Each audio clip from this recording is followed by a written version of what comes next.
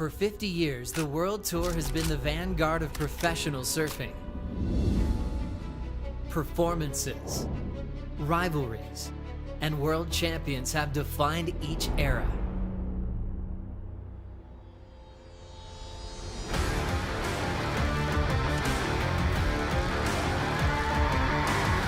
In 2026, the stakes are higher than ever before, and it all ends at Pipe. We're back, Dane. Champions return to take on the new generation. It was amazing to be back. I was so inspired by these young women. I'm not sure if I can keep up with them, but at the same time, I want to be a part of it. Bring it on. Let's go. I honestly think our younger generation will smoke them. The future of surfing is now. Oh my goodness! The 2026 Championship Tour kicks off with the Rip Curl Pro Bells Beach presented by Bonsoy. We're back. Honestly, it's the only trophy I want. To celebrate the past and embrace the future. This is one of the best performances in the Bells Bowl ever, hands down. Imagine what's next.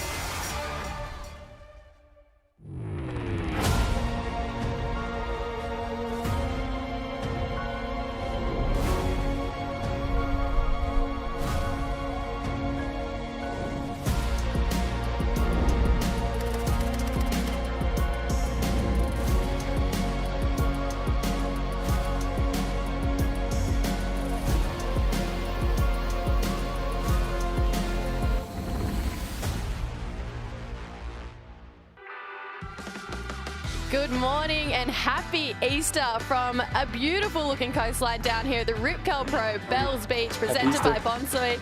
Gabby, wishing us all a happy Easter. We're getting geared up for a big day of surfing. Jack Robbo, Italo Ferreira looking feisty in the warm-up this morning. And the Big Brew getting ready to kick off action down here today. He's looking so zoned in, so focused, taking on the Little Brew. Getting geared up with his coach here, Timmy Mack. But look at this stunning coastline. We have fun waves rolling through as well. We love coming down to Bells Beach on a stunning Easter morning here. My name is Jessie Starling and I am joined in the booth by Richie Lovett. Rich, we got started yesterday. Actually, let's pause this. First of all, happy Easter. Happy Easter, Jess. Happy Easter, everyone out there. Beautiful Sunday down here at Bells. And yeah, we've had a couple of days of pretty cool action, really. You know, we've had challenging conditions, but the surfers have made it look incredibly good. We've got to face what's in front of us. Some big upsets over the last few days. We've got these newcomers coming into the tour on the men's and the women's side, and they look like they've got no respect for the elder veterans, and they're just taking it to them. So will we see that trend continue today? Maybe. But yeah, it's been a really cool Bells so far. I love it. I love the rivalries that are really starting to unfold here. We've got storylines going down everywhere. Someone who I'm really looking forward to seeing compete, it is Connor O'Leary, and he's down there with the call with Vorno. Thanks very much, Jess. Happy Easter. G'day, Connor. How are you this morning? Happy Easter, Vorny. Pretty good. Happy Easter to you too, mate. Hey, we're down here for the official call, of course. Game on. What are we looking at today? Yeah, we're on. I mean, it's not the iconic bells that we're all chasing, but, you know, it's actually pretty fun. It's kind of like chopped up and crossed up and bowly and kind of chunky sections. And, yeah, I mean, there's a lot of opportunity out there. So I think it's going to be a good day. And I think we're going to see some pretty exciting surfing. Unreal, mate. Little less wind today, which is nice. You know, there'll be a bit more smooth face to work with. And what about the tide? Yeah, tide's coming up at Savo around like 2 o'clock. I think that's when bang on when I'm on. So hopefully there's still a few good waves, but we'll see. But yeah, I think we're going to see some pretty new surfing for what we're used to seeing at the bowl. Cause it's kind of a bit more of a beachy type conditions today. So yeah, it's going to be exciting. I think we're going to see big airs, probably not from me, but you know, from others. But yeah, I think it's going to be an exciting day, and hopefully you know, the tide does, you know, good things, and we can, you know, run through the whole day out here. Unreal, mate. And who needs airs when you can clobber that thing on the backhand? And by the way, what's that behind your ear, Con? What is it? Oh, there you go. Ah! Thanks, Morty. Thanks, mate. I'll have this one before my heat. Bit of magic to start our morning. Happy Easter to you two guys. Two of the funniest, coolest guys to hang out around the comp side. And you know what? I'd love to see Connor O'Leary take to the air. A couple backside straighties. Wouldn't be scared of them. I know. Well, he's got them in his bag of tricks for sure, and you know, he may need to bring them out today. It's, as he said, it's a different looking Bells Beach, and we'll get some view on that pretty soon. But yeah, we've got an exciting heat coming up this morning. Yeah, so we are rolling in to the rest of the men's round 2. So we got through 2 heats yesterday morning. We're going to run through the rest of the round. Lukey Thompson kicking us off this morning with a nice looking jam, just getting into a solid looking swoop here as well. Wow, Luke using power to his advantage here. He's got to show up. This is a rematch between, you know, the Big Brew and the Brew. They met up over at J-Bay last year where Luke was a wild card, but this isn't kind of old school v new school. This is more, you know, master versus apprentice right now. Yeah, absolutely. I think, you know, Jordy would be thinking, this is my house, little Brew, you know. You're coming to my place, my tour. So Jordy, the oldest surfer on tour at the moment, the most experienced surfer on tour at the moment. And, you know, he's going to have his work cut out for him, no doubt, as we take a look at the replay of Luke's opening ride here. And immediately you can see, Jess, these smoother conditions here, the wind more favourable, and these pockety little sections are going to be on offer today. And Luke is just going to town on this opening ride. A couple of nice swoops, just really starting to lean into that rail, tilting the board nicely. And the judges picking up on those little intricacies. You know, you can keep the board flat and they'll keep that score fairly low, but it's when these surfers really start to lean that board on rail, and that's where they start to tap into a bit more power into the turn, send more spray, and that's exactly what Luke did on that opening ride. So mid-range score, I think. But this score that the judges drop, the first score of the day, will sort of set the tone and set the scale for the rest of the heats. And Rich, obviously conditions visibly smaller than yesterday. You know, we still had those pretty solid lines starting to roll through. Get back to this in a moment. Jordy Smith, he's going to kick off his 2026 campaign right here. First ride of the season into a big shove on the tail on the lip line here. He's going to push it again.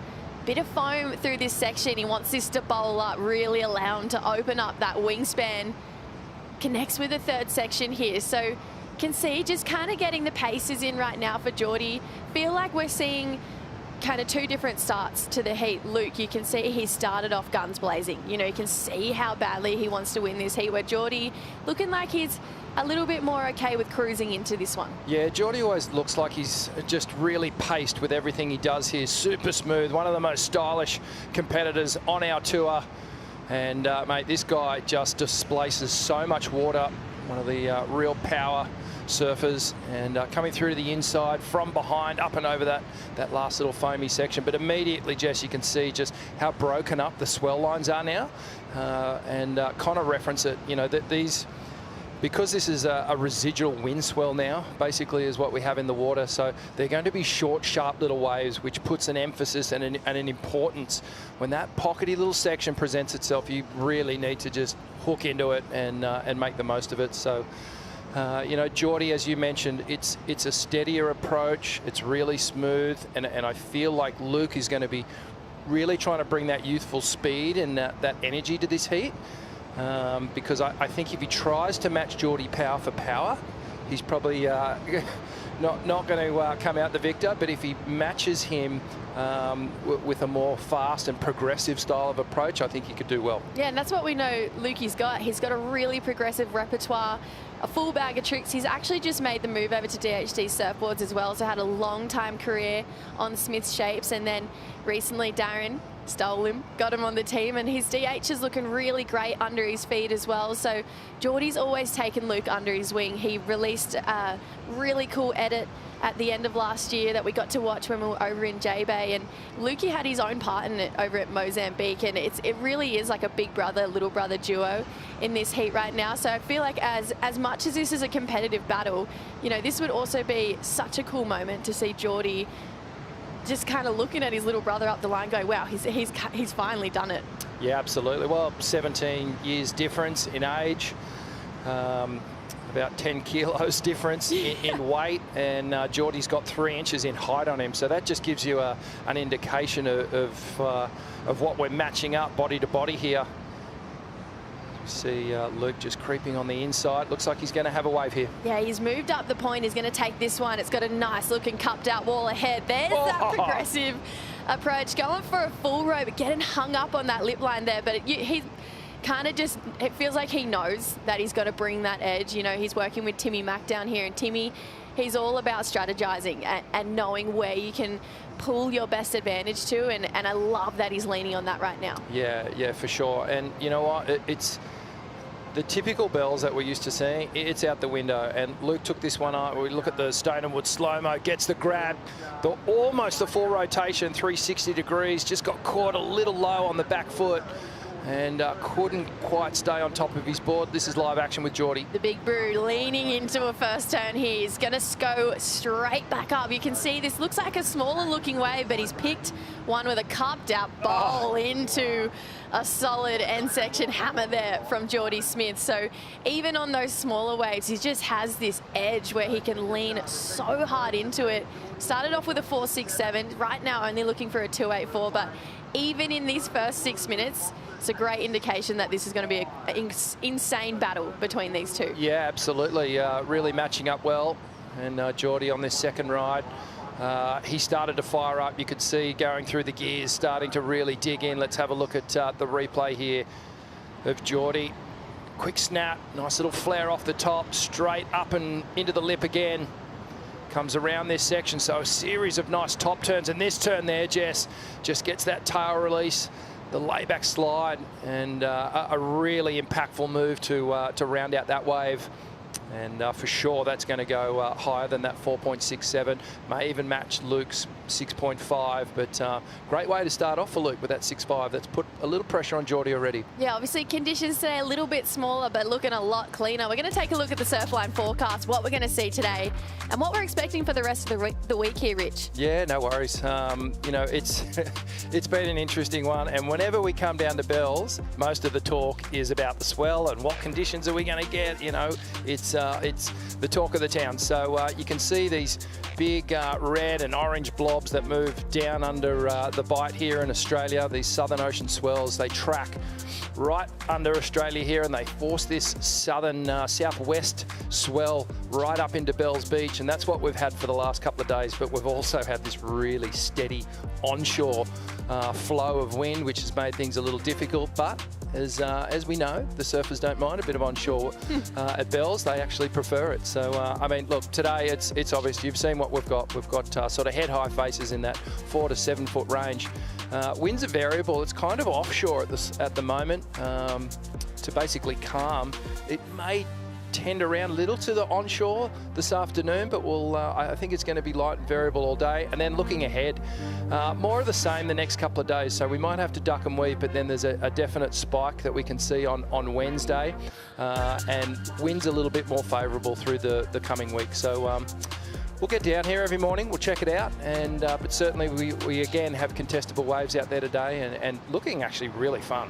Lukey pretty deep on this one, so he's going to just jump out of that. You know, it's interesting when you look back through the years of Bells, typically those rookie class, those newer surfers to the tour don't actually seem to do well here in their first couple of years. It seems to be that type of place where consistency and reps out here and getting to know the lineup really plays in your favor. And I actually tracks when I had a look back through your career there, Rich, and it was similar. You know, you've quarter-finaled here before, but it was after a couple of years here. For this rookie class that you're seeing come through and this old school v new school, what do you think the rookie class needs to do other than kind of have that progressive approach to get the edge on these guys? Yeah, it's understanding this wave, and today's an entirely different playing field to what we have yesterday. Even the lineups, where you're going to sit, look how far apart these guys are at the moment. You know, Luke's put himself way deeper on the point, and today it's not classic Bells where you're getting those 3 and 4 manoeuvres through the bowl section. It's indicative of a beach break on the east coast of Australia right now on a residual wind swell. So it's just understanding and adapting to the moods of Bells Beach. And like you said, it's normally a bit of a tricky one for the rookies to surf classic Bells, because classic Bells is a different thing and experience counts there. today, I feel like it's a leveler. So, yeah, I do think enthusiasm of this new class is counting for something. They seem to be really approaching their heats with a lot of energy, and it's paying off so far. Yeah, it's pretty interesting that year quarterfinal, 2005, every single heat above 16 points bar one. So pretty impressive. We've got Kaipo, however, down with a lot of those athletes competing right now in the Red Bull Athlete Zone. Yeah, that's right, Jess. Sometimes the heat starts before you even hit the water. And so I'll take you through what's happening. It's bustling in activity right here in the Red Bull Athlete Zone. Lockers, surfers getting ready, coaches, preparation. We have the we have the wetsuit dryers. We're always looking for some words of wisdom. Doug Silva, what do you got for us today? We have Lighthouse. We have Diamond Head, our home, Kaipo. It's, we're right at home. So we're channeling Lighthouse as our approach out to the Bells Bowl today with this shorter period wind swell. Thank you, Doug. You're welcome. And also, on your way out, if you need some energy, we got Red Bull here in the Red Bull Athlete Zone. That's what's going on before the heats. Back to you, Jess. Go on, Kipes, rip into one of those Red Bulls. Just see him running up and down the Bells Hill. It's a really interesting vibe, you know, when you go into these Red Bull Athlete Zones. Everyone so locked in. Like, it is, you could hear a pin drop. That is how serious all these competitors are. Yeah, it is. The locker in particular, there's an energy in there that you could kind of cut with a knife. It's pretty tense, and like you said, everyone's locked in. There is another athlete zone, which is one of the big structures where they can go and sit and watch the event, and it's definitely a different mood in there. That's where the coaches and families and all the surfers gather, and they have a bird's eye view right over this break, and that's often full all day long with competitors just checking out, because what they do is they come down and they watch all these heats before there, maybe 3 or 4 heats before they need to surf. They'll come down, they'll see what's scoring, they'll see where the competitors are sitting, and they'll get a feel for what the judges are after, and then they can formulate their game plan for their heat. Yeah, even pretty interesting as well over the last couple of days, having some of those men's surfers in there when the women's earlier round was out. And, you know, I saw Snake with his whole team kind of sitting down there and breaking down, okay, what did this person do right? They're strategizing while sitting in there, which I think getting reps in that sense, it is continuously adding. So it's cool to see how everyone is approaching this 2026 season. If we look back to this heat though, 23 minutes to go. Jordy's in the lead with a pair of 4s. Lukey with that high point of the 6.5. Like I mentioned earlier, Luke, he got the wild card into J-Bay last year and came up against Jordy in the second round. Actually, they had an incredible heat. Both had excellent scores, but Jordy got the jump there. So you feel like although these guys are friends, Lukey, he's shuffling around. He's staying really active. You can see he wants to be on his feet. You can see the intent in his eyes right now. Yeah, it's a different thing, Jess. Getting a wild card and competing with that mentality versus actually being part of the tour, because there's instantly pressure on, oh, this event could count for me, or it could be one of my throwaways. So there's that pressure. Then there's you know, Luke's pressure of, oh, I'm up against one of my heroes, one of the best surfers in the world. I've got to actually just settle that head noise and just focus on what I'm doing. So he seems to be handling it really well. Jordy just looks like he's, you know, just another day at the office here. He looks so calm and just perfectly confident in where he's sitting, what he's doing, in his decision-making process so far in the heat. Looks like we've got a rider. Yeah, Lukey Thompson from deep on this one. Again, just unfortunately a little bit too deep there. Had second priority. So he's trying to find waves underneath Jordy right now. Like we mentioned earlier, he's made the change. He's gone over to the DHD team, and Jordy's still on his dad's boards there. But we've got the new Shaper rankings this year, and there's a couple of new rules that have been implemented. They're taking the top 2 surfers from the quarterfinals and above to get their points. Lukey would love to add some points here for the DHD team. Here he goes again on a bowly looking inside one, but disinterested. You could see he wanted the air, didn't he? Yeah. He was looking for it. I actually think Jordy may be on a mayhem in this heat, and we know that he does try other Shapers boards, obviously riding his dad's boards a lot of the time. But yeah, boards are looking really good. I mean, this off-season that we've had, Jess, it's the biggest off-season ever in pro surfing history. So, you know, a lot of that time for the surfers is really about fine-tuning. But, yeah, having a look at the Surfboard Empire Shaper rankings for this year presented by Vaya. And so Shapers now count results from their best 2 finishes. So prior to that, it was like, okay, everyone going through, and it sort of gave an advantage to the the surfboard brands that had a lot of riders on the tour.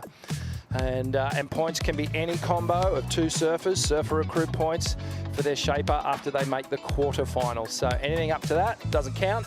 And maximum number of points per event, 20,000 points, male and female. So, you know, this is a fun little program that we have in parallel to the real tour rankings.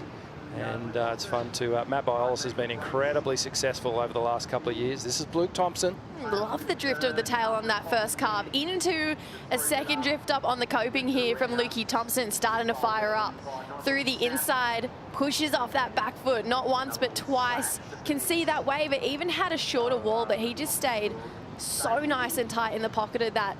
So put in a lot of reps out here, Luke. He's looking comfortable. Yeah, I don't mind the strategy either, Jess, of just riding a lot of waves, because today these short periods, well, it's not a long paddle out. These guys aren't riding the waves all the way to the shore. They're basically on the bowl reef, which is offering them, you know, 3 or 4 turns, and then that's it. So it's quite a fast paddle out.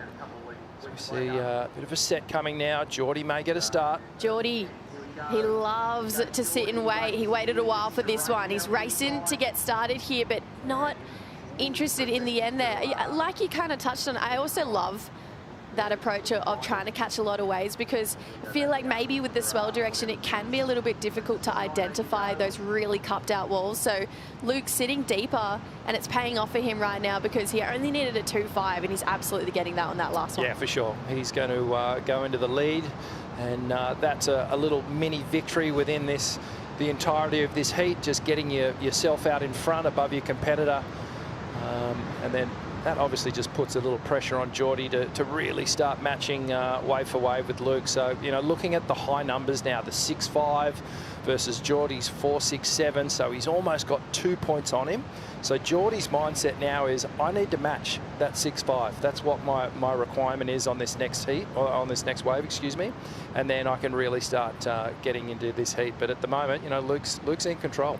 When you were competing and you rock up and the conditions are similar to like this, you know, who are you kind of leaning on, and what was your strategy for when, you know, it wasn't perfect bells, but you still had to make it happen? As I referenced earlier, you know, I would just be looking at this going, this honestly looks like a northeast wind swell that we get on the east coast on sort of through our summer period in Australia. So I would just be channeling that, and it seems like that's what Dougie Silver and Seth Manise are doing. You know, they're like, oh, this is similar to, you know, one of the breaks at Diamond Head, and, you know, that we're just going to go out there and do it. So, you know, for me, it's keeping, it was always about keeping a positive energy around the conditions.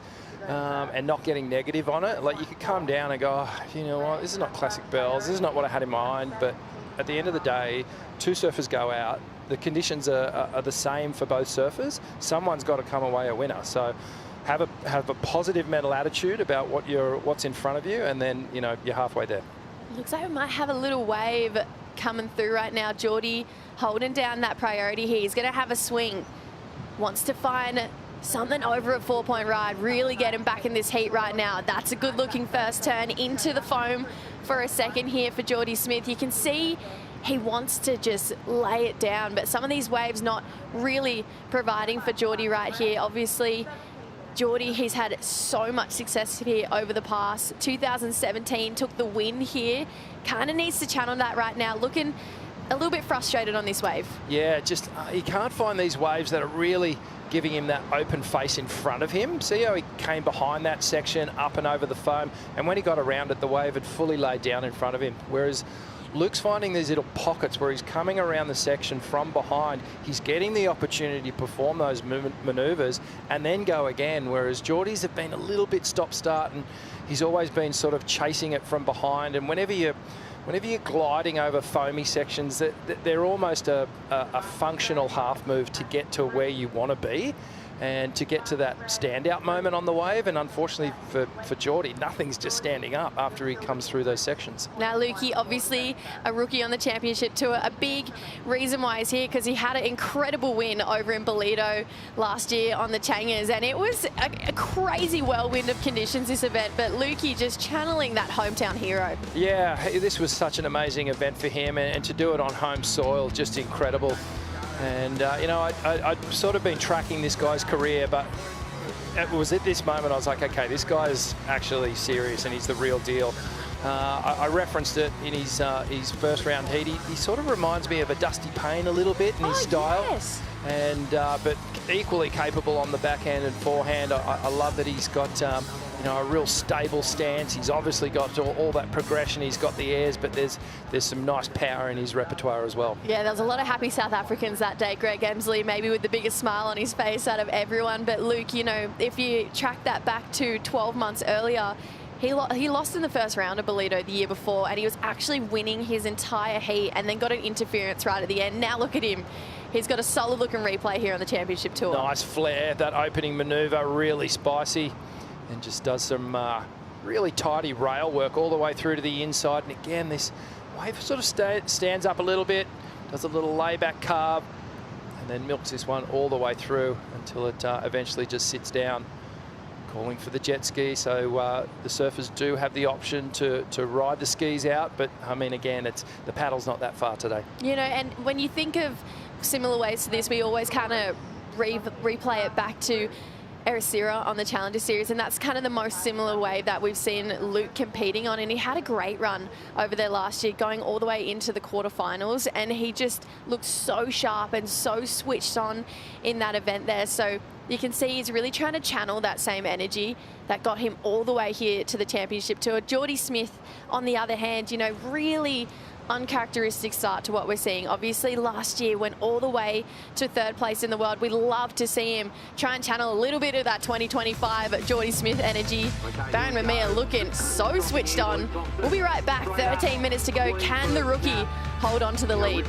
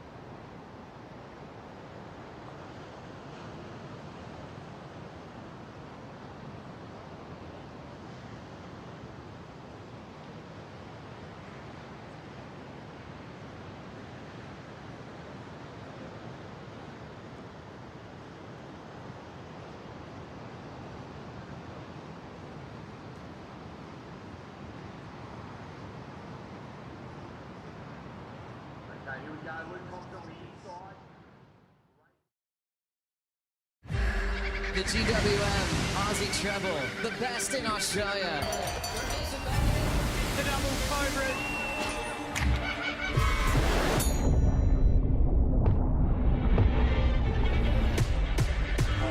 Bells are ringing here on the cliffs of the Western Australia Margaret River Pro. Gold Coast, Queensland, Australia.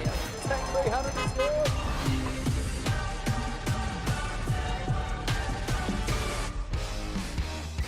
Oh, wow. Bells, Mark, Snapper. What an iconic trio of events. And for another year, the winner of the Aussie treble is going to take home a tank. The man who did that last year was actually in this heat right now. Jordy Smith getting to hold on to take the keys home to a brand new GWM tank along with Isabella Nichols.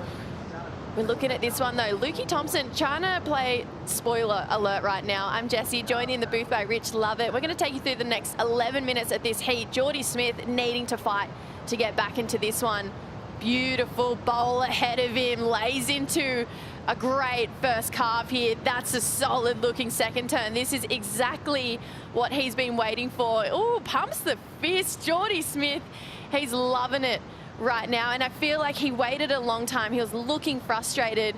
Now that's the Jordy Smith we know and love. Oh, this is it. Here we go. This is the comeback wave for Jordy Smith. Let's have a look at the replay from a different angle here.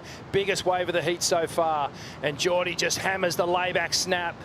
gets straight back on the toe side rail, flare off the top again, and then to finish it off, a nice clean snap on a tricky little section. That lip line was just all over the place, Jess, and well, Jordy was managed to take a nice little line, get the little snap to finish off, and just by the sheer size of that wave compared to anything else in this heat and the way Jordy surfed it, we're going to see a good number. Jordy is going to get straight back into this heat. Best wave of the heat. It's an 8-point ride. He goes excellent for his 56th time here at Bells Beach. Prior to kicking off this heat, he had 55 excellent waves over his 17 years competing here. He's one of the highest scoring surfers we have on the men's side and the only South African male to ever win here, like I mentioned, back in 2017.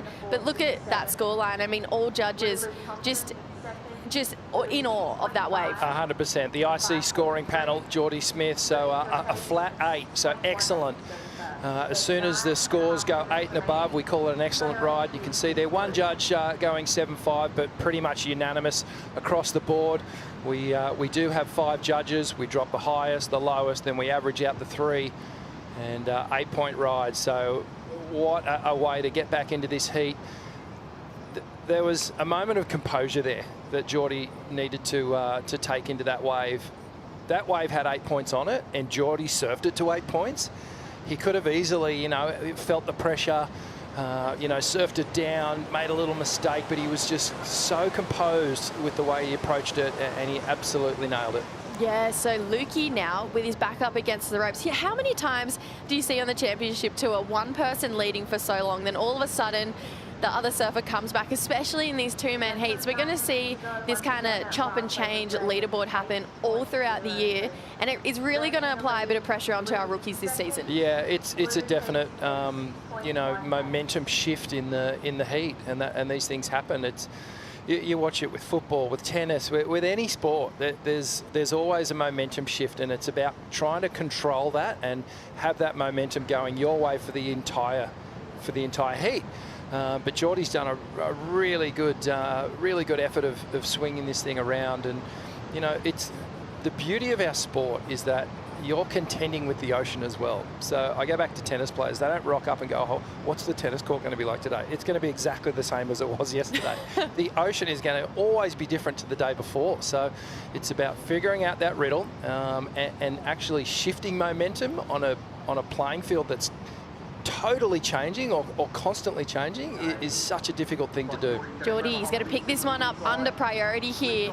Swoop and to a drift on this first turn right now for Jordy, looking a lot more lethal through this inside section. He might get a little bit more opportunity here. We'd love to see him bash one good looking inside section, and he does. Gets the fins free, drifts up and over, gives us another fist pump. This is Jordy Smith in great form. You can see it. You can see the energy lift in Jordy Smith's body language, and for good reason. He's just gone back to back, and I dare say this next score is probably going to eclipse his second scoring ride of the 4.67. Wow. So Jordy sees this one and goes, yep, I'll take it. Nice clean wall, that deep bottom turn into a little drifting, sliding snap. So showing some progression there. There's that functional projection floated down the line. Little mistime there, Jess, but the wave really kind of just shut down. I know he would have loved to have gotten up and over that section it was coming down, but he did well to get to that final manoeuvre and complete the ride. So I think Luke had priority there. So Jordy's got this one under Luke's priority, so potentially a mistake from the rookie, and well, the veteran, he's sort of made him pay on this one, because Jordy did need to back up that 8-point ride. Great vision here from above. And just watch the tail pop out here. Bang, he gets that tail release. And always a very difficult moment to control the board under all that turbulent whitewash. But Jordy does it well, and yep, you can see the mayhem sticker there. So Jordy opting to ride one of Matt Bolus's boards in his opening heat. Yeah, looking great under his feet as well. And you know, for Lukey Thompson at this point, you'd just be kicking yourself. You know, you can't give Jordy Smith an inch, especially on a set wave coming through on the bowl there. Luke would be really kicking himself right now. He just locks it at 6.8. 6.8, so Jordy under priority has eclipsed Luke Thompson's highest scoring wave at the moment, so this one really stings, so he's going to have to fight back here. Answer back right now, needing an 8.3, our young South African rookie gets a big bowl. He's got to throw the fins, give us an air reverse. Unfortunately, just getting hung up in the foam there. So, Luke, you can see he's really trying to get himself that exclamation mark on his waves, but maybe just forcing it a little bit. And now he's going to paddle back out with 5 minutes to go and feel the wrath of Jordy Smith with priority. Comfort zone. Luke has just stepped out of it, unfortunately, and you can see he was sort of pushing hard on that wave. You could see the intent. I think it is the right move in terms of, hey, I've got to start going to the air and do something amazing here, because that 8-point ride that Jordy that was maybe a one-time offer in the entirety of the heat. That was a great wave that came through, and Jordy was lucky enough to get it and convert on it. So Luke needs to sort of go to his backup weapon, and that's going to be above the lip. And Jordy, I mean, he is and has been one of the most accomplished aerialists in the game, but we don't see him go to it too often. Yeah, we're going to take a look here at the GWM recap, but it was the Lukey Thompson show to kick us off here. Taylor two halves, you know, and Luke Thompson, he was in control from the opening ride. Just some beautiful surfing here, great rail work, and then Jordy found this gem. Just hammers the first turn, really committed. And that's what the judges love. It was a high-risk manoeuvre to start things off, and that's why they went up into the excellent range. And Jordy just pounds it time and time again all the way down the line. And then, yeah, stole priority and found another little gem. Just so smooth in his approach, and giving us his own version of some innovative style of surfing with the tail slide and the drift. Did well to read this one. It was a bit tricky. Tried to trick him, but Jordy wasn't having any part of it, and got to the finish. And he knew right then that he'd just locked in 2 solid scores and pressure back on Luke Thompson. Nothing like Jordy Smith pulling on your heartstrings to start the morning on an Easter morning. He had to fight back into this one and has done it in a convincing way. Now it's time to see if Luke Thompson can do that himself. Needs an 8.3. Has to be the best wave of the heat so far. And Jordy, he's just looking so staunch, but in the same kind of sense, you know, Jordy, he's looking more freed up than he has in previous years. You know, last year was a real testament to that, getting 2 big wins on the championship tour. Do you reckon there's a little bit of chirp going on between the two out there? I actually don't think so. I think these guys are pretty staunch in their approach. I think there might be some banter after the heat. But yeah, I think Jordy's just saying again, you know, this is my tour, mate. This is the big leagues, and I've been here for a while, so you're going to have to earn this one. You know, we know Jordy, he's been vocal about it. He wants to do 20 years straight on the tour, and he's got a couple more years to do that. And with performances like this, he's going to be fine. Yeah, we touched on Jordy's equipment a couple of times. Kaipo, what's his backup board looking like? Well, he's out there on the Mayhem, okay? The backup board here is a Patterson, so it's a Timmy Patterson. Evidently, it's an old faithful. It's about 4 years old. Another thing to pay particular attention to is these prototype full fiberglass fins on Jordy's board. So he's riding a variety of different shapes. Yeah, I love that he's kind of mixing it up this year. Obviously, that Mayhem looking incredible. We've had so many athletes over the years have that old faithful that they rely on. You know, Steph Gilmore and the Cash Cow is kind of that first board that really comes to mind. And a lot of these guys bring those golden boards, those magic boards with him, because 9 times out of 10, you always fall back onto the magic board. Yeah, absolutely. And as a surfer, a competitive surfer, you often just put those boards on ice. You know how good they are. You don't really need any time on them to reconnect and feel it. You already know it so well. So it's just a matter of pulling it out when the time's right. But yeah, no, boards are looking really good under Jordy's feet. And he's one of the only surfers who really has a few different shapers that he works with continually. And you know, at any one time, he might be riding his dad's boards or a Mayhem or a Timmy Patterson. He doesn't seem to have any issue or problem with transitioning to different shapers. Some, you know, other surfers are just like, no, I got to ride Rip Merrick's boards and that's it, or Hanley's and that's it. But yeah, Jordy's a little bit more open-minded that way. Yeah, under the 60-second mark now. So Luke Thompson, like we've mentioned, he's a rookie on tour. He's chose number 43 because that is the amount of spots that he jumped up on the Challenger Series with a big win over at Bolito, and he wanted to take that 43 with him, channel that winning energy. He's trying to do that right now with 40 seconds to go here. Needs an 8.3 has to be the best wave of the heat. And right now, he's got Jordy Smith breathing down his neck as he chases him up the point. You know, Luke, he's trying to create space. He's doing everything he can here, but you can't outsmart one of the smartest surfers on tour, unfortunately. No, Jordy's been around the block a few times, and he's not going to fall for this. He's just going to stick to Luke. And you can see by the body language of Luke Thompson, he's starting to put the white flag up. He understands that this thing is done. And the veteran, Jordy Smith, he's just put Luke Thompson back in his place, unfortunately. But an incredible effort from Luke. Great surfing, in my opinion. Really took it to Jordy in the opening moments of that heat, but really it was that set that Jordy converted on. That was the momentum shift. Yeah, the Battle of the Brews, it comes out with Jordy Smith taking the win here. Lukey Thompson, unfortunately, he's out of the draw, but we will see him very shortly over at Margaret River. And it's just great to see him get his rookie campaign started here. And we'll see these two definitely have a little bit of banter in the Red Bull Athlete Zone. We've got another matchup of kind of brothers, the Hawaiian brothers, Barron Mamiya and Seth Meniz, right after this.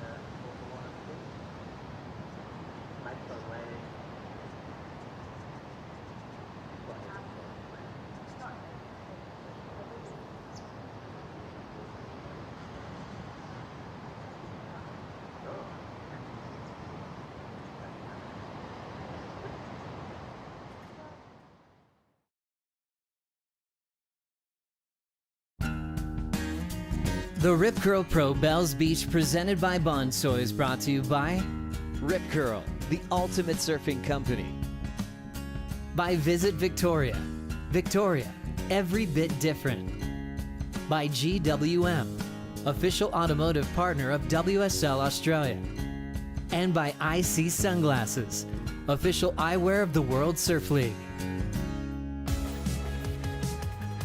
Easter wouldn't be the same if we weren't down here at Bells Beach surfing some heats. Wow, Barron Mamiya not mucking around. Lovely little hassle to start this one off into a solid looking jam. The first we're seeing of Barron Mamiya here this season. He's taken on one of his best mates and longtime sparring partners, Seth Meniz.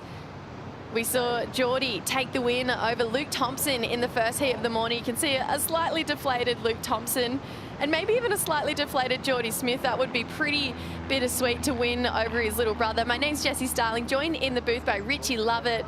And what a way to kick us off with the two South Africans. Yeah, that was a really cool heat to start off the day. And I actually loved how there was sort of two tails to that heat. There was a momentum shift and we saw Jordy fight back. So a really entertaining one, but you know, this is all experience for Luke. First year on tour, these things happen. You're gonna lose a lot, so you got to get used to that and figure out a way to take down these bigger, more established veterans. But it was a good showing.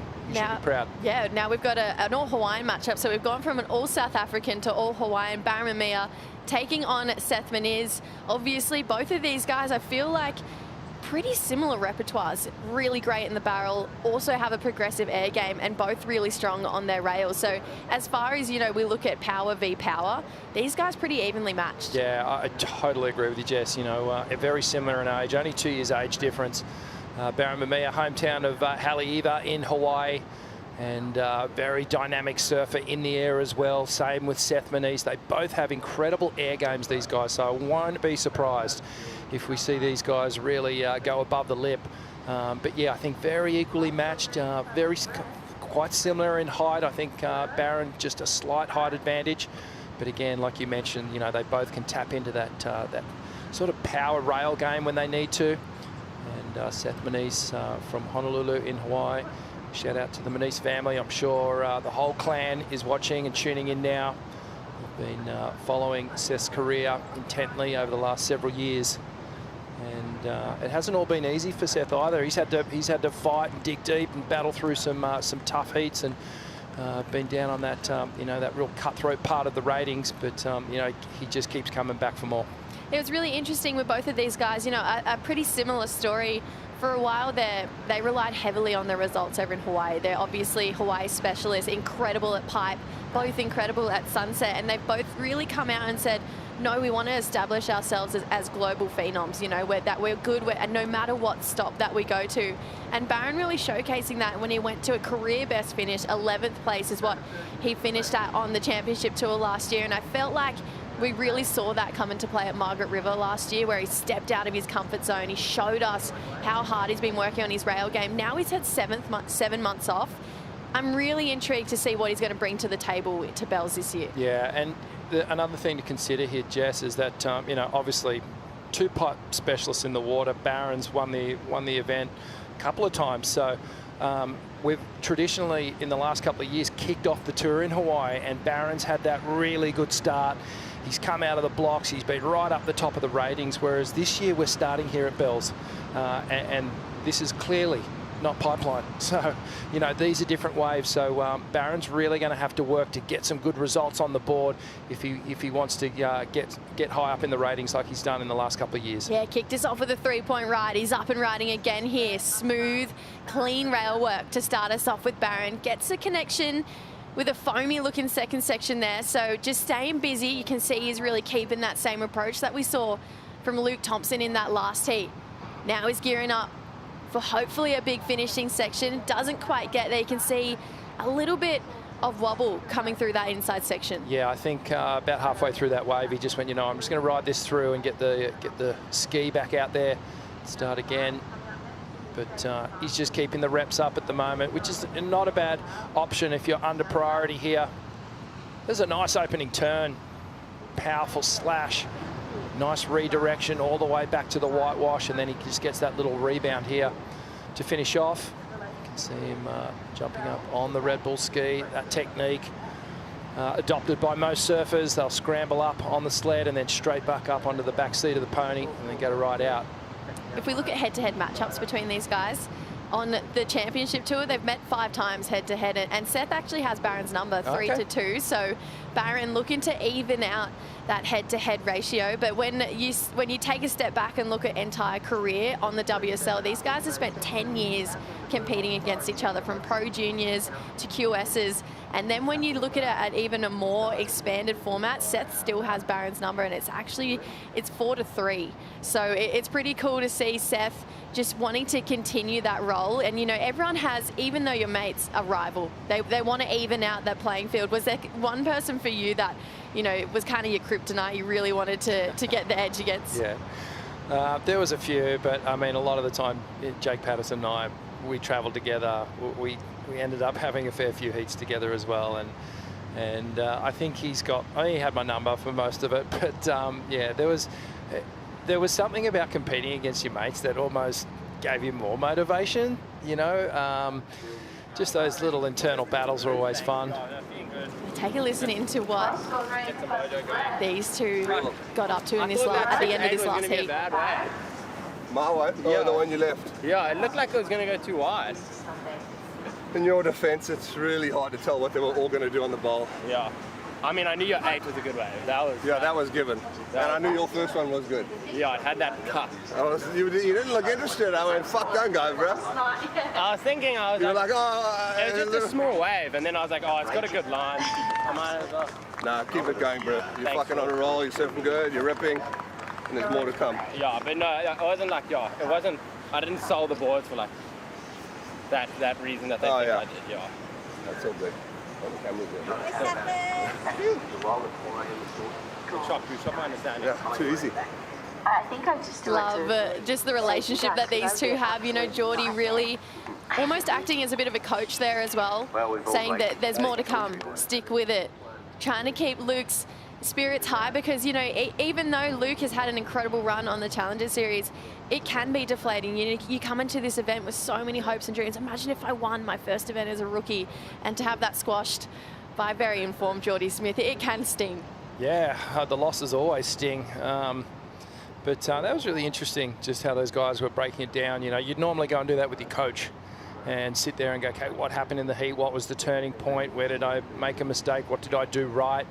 And it was pretty kind of clear, you know, how that one played out. But Jordy, really cool, giving Luke a lot of encouragement to say, man, you're surfing good, you're on a roll, it's all going to happen. Here we go. Barron Mamiya, he's going to stay busy in this heat right now. Clicks with this first section. He's going to really open up that wingspan, drive through a carve into another one. His board's looking extremely lively under his feet here. So I love the fact that he's just going to keep taking waves under Seth right now, and he's not going to sit and wait, because we're not really sure what these waves are going to do as this tide starts to pick up. Bigger looking line rolling through the bowl here. Seth Meniz into a solid first hit. Now he shows us his variation of rail surfing, staying super busy on this wave here. Connects with the lip line for a fourth time here. He'd do anything for a solid looking end section. He's going to start to gear up. Here comes the speed with a nice snap on the end. Dougie spoke about Lighthouse, that feeling of being at home at Bells Beach. And Seth, what a way to kick off his campaign here. Yeah, you can just see the different approach, which comes along with priority. So Seth Meniz, he had priority, and he just sat out the back and went, you know what, I'm going to wait for one of those Jordy style waves to come through. I'm going to wait for a bigger, better wave. As we have a look at the replay, this is Barron Mamiya on the inside. Geez, he surfed this wave so well, gets a tail flare to start things off. You could just feel that there was a lift in the energy and the speed in the way that he approached this one. Nice wrapping turn to finish off. So a decent three-turn combination there, but you could feel the energy lift. But outside, look at the difference in height, and Seth Meniz just connecting with these sections. Nice low bottom turn, and again getting that little bit of tail flare. Sharp eye looking great under Seth's feet here as he just milks it, pumps it all the way through to the inside. Tricky section there, did everything he could to knock him off that wave, but he got to the finish. So I think advantage to Seth Meniz with these opening scores. Well, Barron Mamiya has already ridden 4 waves and very selective of Seth, and I think he did the right thing, just waiting for that bigger, better wave, and he converted on it. I think when, you know, even thinking back to Luke in that last heat, he had a couple of 4s in his lineup. Now we look to Barron's, he's got a 3 and a 4. Maybe the judges making a little bit of a statement this morning. Even though you're doing some nice surfing on these smaller waves, we're probably going to cap them around that 4-point mark. Yeah, unless you do something freakish on it, you're really going to have to take to the air and get innovative if you want the bigger scores.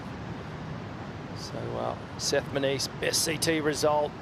2022 pipe runner-up, of course, to the GOAT, who won on his 50-year birthday. Insane. We look to the scores, though. Seth Meniz at first wave, a 6-point ride. So that height having a really big impact on the judges here. Now Barron's turn. Nice cupped-out wall. Love the speed that he's surfing with here at Bells. Great-looking third connection, and this inside track giving him room to work with here as well. Staying super busy and alive on his feet. He's going to drive up into this end section, get the fins free, and get a bonus. So Barron surfing so fast on the bowl here this morning. Yeah, really good energy on that last wave for Barron Mamiya. And again, it wasn't the biggest one, but he identified that that wave was going to just pocket out all the way through and just give him these little sections that stood up. Let's have a look at it. Pumps for speed, gets set on the board, opening slash, keeps it moving down the line. Nice wrapping turn there, bit more of an angle, bit more of a wrap. Again, another quick snap. And this turn here, Jess, I love that one. Big carve to tail drift. And then he does some nice work through the inside here. Just gets a series maneuvers, bang. And then straight back on the toe side rail again to get to that final closeout maneuver. So 6 turns on that wave.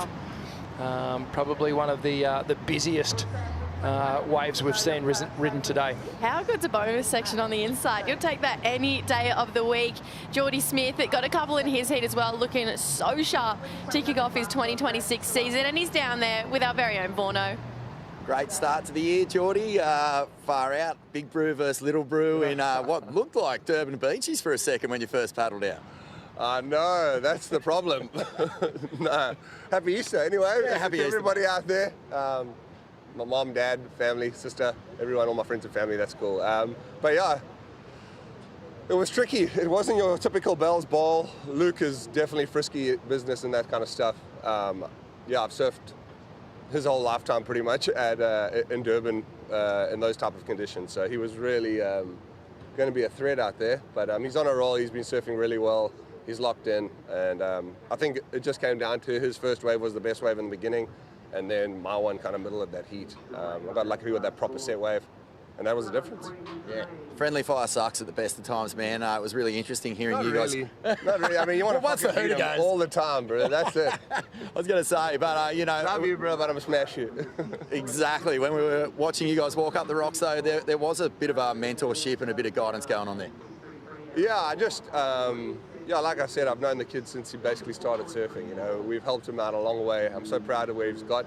And now this is a new journey for him, you know, a new step. And he's gonna take the right ones and head in that right direction, make South Africa proud. And mate, look, we know all about you in this bowl. It's one of the great unions in surfing, but how good did it feel to just unload on one in that heat? Oh, it felt good, especially after I took a couple 2-footers. And I just started to say, Jordy, you got to just get on the open face and get a set wave. You got to stop messing around with these little insiders and get on a bomb. And sure enough, that's when the big scores came. How did the chocolates go down for the family this morning?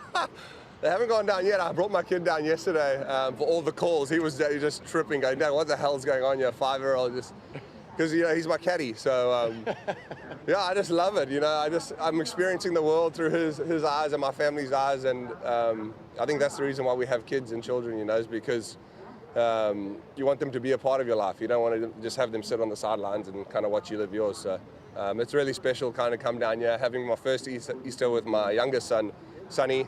And we're going to go to the Perrys later today, mid-morning, and yeah, go mad on some eggs. First job done, mate. Second job, keeping those kids happy. So have a great day, and we look forward to seeing you in the next round. Thanks, bro. Awesome. Thank you, Vorno. I love you, bruh, but I'm going to smash you. Jordy Smith, 2026.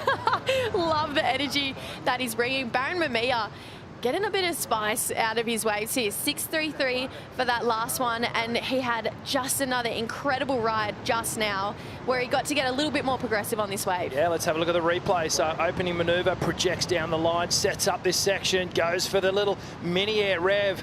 Not much height, but definitely some progression there. And another couple of little foam hits down the line. But yeah, a really cool manoeuvre here. We'll get a bird's eye view of it right from the side. You can see just gets that tail rotation, gets really down low. And what Barron does, he's really front-footed in the way he projects down the line. He surfs, and he can really get that tail free quite easily, and gets all the weight centered right in the middle of the board. Similar stances with these guys too. Yeah, They've definitely. got, you know, that you've got that similar way that they stand on the board. And you can see Barron, he's looking really switched on.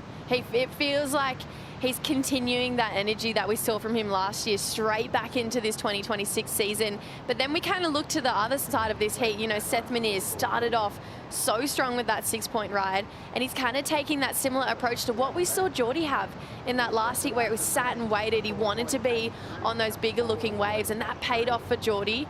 Going to see if it pays off for Seth here as well, with a line rolling through out the back. This is what we wanted to see. Barron hopping off the ski straight into this one. We have to see what Seth is going to do with priority right now. And he's going to take it. Swinging underneath Barron Mamiya here, Seth Meniz. Bit of a carve down. Now it starts to bowl up through the bowl here. Gets the fins up and over. Thought he lost it. Held on here for Seth Meniz. Starts to gear up for this inside track. It's got a weird looking wobble through this inside bit here. If he can get a solid finish, this could be another really nice score for Seth Meniz.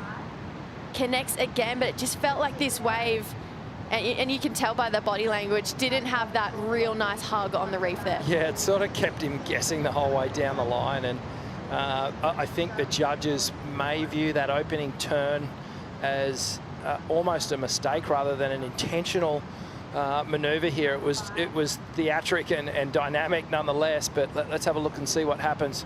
Beautiful section here. Seth goes really high, drifts the lip. He actually gained control quite fast on retrospect. And then it just had this crease in it, though, once it got off the bowl reef section. Seth stays with it, just does a little stall, just hoping that this wave would form up again. And then outside, so this must have been Barron Mamiya on the second wave of the set, which really didn't eventuate into anything. But I mean, just look at the work rate of these two surfers. That was only Seth's second ride, whereas Barron Mamiya's had 7 cracks at getting some scores. So he's marginally out in front with that with the 6-3 as the high number, but he's not safe. Yeah, momentum really feeling like it's going Barron's way right now. 14 minutes to go. We'll be right back after this Bonsoy brew break.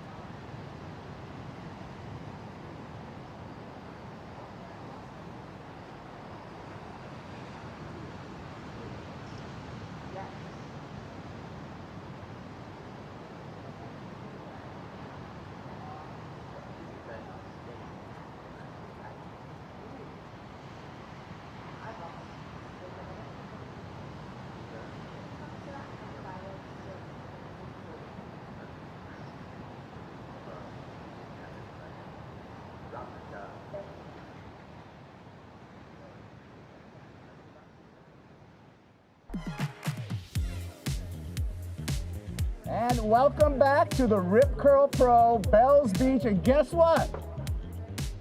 It's Easter. Happy Easter, everyone. I'm at the Cafe Del Froth, and the bunny is out. We're gonna be handing out eggs a little bit later today. Come and get yours, get your froth on. What a beautiful day. Happy Easter. Kipes, I didn't recognize you there for a second. Love the Easter bunny. Happy Easter to everyone tuning in around the world. We hope you're enjoying your morning with your family. Hope the Easter bunny came for a lot of the kids out there too. I hope the Easter bunny came for you as well, Rich. Bit of chocolate today. Yeah, I've actually snuck a couple the last couple of days. trying to moderate the intake of chocolate, but yeah, there would be some kids just fizzing out right now around the world. Yeah. So yeah, happy Easter, everyone. Thanks for joining us down here on a beautiful Sunday morning. Oh yeah. And some fun, contestable little waves. We've seen some great scores. Jordy Smith getting up over Luke Thompson in the first heat, and we've got a really tight battle on our hand here with Barron Mamiya and Seth Manise. And well, Seth needing a 5.17 to get ahead of Barron Mamiya, just under the 12-minute mark. Yeah, really evenly paced heat between these two. They've both had moments where they've got up into that 6-point range. Seth getting a nice connection on that last one. It came through as a 3.93. If we look to, you know, the previous list of Hawaiian champions here, there are some absolute greats. You know, John Florence, Andy Irons, Sonny Garcia, Jeff Hackman, Shane Dorian. We haven't seen a Hawaiian win here since 2019 when John got the title, but prior to that, there was a 15-year break between we saw Hawaiian wins here. Both of these guys, I mean, adding their name to that kind of really short list of Hawaiian champions here there is an insane amount of prestige in that. Yeah, absolutely. You know, this is Bells is one of the ones that all the surfers want to win. They want to ring that bell, and we've talked about it so many times before. The victor of this event often goes on to win a world title. So it's almost well, it's not a guarantee, but it gets you thinking that, wow, I think this could be a win at Bells. Sort of you're etching your name in history, really, amongst the greats of the sport. And, well, the Hawaiians, they've always been strong down here at Bells, and we've got two incredibly tenacious, strong Hawaiians in the heat at the moment. Have you had a favourite year of Bells that's really stood out to be incredible for you? Really hard to pick one, Jess. Like the second you said that, I immediately thought of Tom Curran getting a 10 and getting Barron all the way through the inside of the bowl. Watching Curran and Oki on TV in that special heat that they had way back in the day, and then in my era, just watching Kelly and Andy and all those guys and trying to compete alongside those guys, and then Mick and Parko coming through. So it's again, I'm flooded with memories. So not one stands out, but it's more individual performances and what's happened out here. And then I think to Carissa and Steph and on the women's side as well, there's just been. It seems to bring out the best in surfing, this event, continually year after year. Obviously we had history change here with Simon Anderson bringing out the thruster back here in 1981, and he speaks to introducing that thruster because he knew he couldn't beat MR on a twin fin, and then that changed our sport as we knew it. And I wanted to kind of chat to Simon about some of the greats that he thought surfed this wave, some of his favorites, and he said only one woman on the women's side. He said Steph. She's the girl out here and she's out of the draw, so that really highlights this new format that we have. But on the men's side, he speaks to Sonny, Oki, Tom Curran, Mick, Joel, MR, MP. There's such a long list of heritage here. Jake Marshall, he's coming up next in this new generation that we have here. But this wave, it's just imprinted into surf fans' minds around the world. I remember being a little girl and watching Mick Fanning out here and thinking, wow, that's the level, that's where I want to be. And yeah. It's just got this incredible amount of heritage, and it's so cool to see that surfing changed forever at this wave at 1981 when Simon brought out that thruster. Yeah, absolutely, it changed the game. And it was funny, the majority of the names on that list from Simon Anderson were all natural footers except for Mark Occhilupo. So I think we're going to bust out the WSL Vault. Yes. Have a look at history. 2011 final, Joel versus Mick. This was a classic battle. I remember being in the stands and watching this one go down. Obviously Mick had the entire Rip Curl posse down here, and Joel with his incredibly smooth, stylish brand of surfing. And have a look at the waves, Jess. It was pumping. Oh my gosh. Just Parko at Bells is just the combination for the books. I love the rail surfing, and these two guys, we speak about friendly fire. This is two of the best mates competing at pumping Bells Beach. Oh, yeah, sick. Real rail game stuff. And Joel just finding a little pit there. But, Joel had this way of just making everything look so smooth and stylish. And, his moves were just on edge all the way through, and eventually getting the win over Mick, which was a huge one for him at that point. These guys were just going at it, event to event, and an incredible matchup in the final for those two. I have a massive smile on my face. That is just epic to watch. Let's keep bringing these vault clips back because they are so good to watch. Oh my gosh, Parko and Joel, just the battle for the ages. Whenever they were in finals together, we knew we were going to have an incredible matchup. Barron and Seth, they've been competing against each other, like I mentioned, for over 10 years now. And Barron looking to equal up the percentage right now. If he gets the win, they actually go equal in head-to-head matchups. Coming up next, though, Jao Chianca taking on Jake Marshall, a fast, whippy surfer from Jao, taking on the smooth, stylish lines of Jake Marshall. Yeah, that's going to be an interesting one. Jake Marshall had some real standout moments at Bells the last couple of seasons. Some excellent rides. And we're back in action here with Seth. Yeah, long wait between waves here. Seth looking for a 5.17. Just connects with that first section. You can see he's starting to get a little bit flustered. He's looking a little bit antsy right now. Yeah. He's only needing that 5.17, so not a big requirement. He knows that if he can find just a nice pockety little wave, he'll be able to get the work done. So Barron Mamiya at this point, 6 minutes on the clock, won't be feeling settled and confident that he's got this one in the bag. He has control of the heat so far. He's been really busy. He's ridden 7 waves. But now it's Seth's turn to try and wrestle something under priority.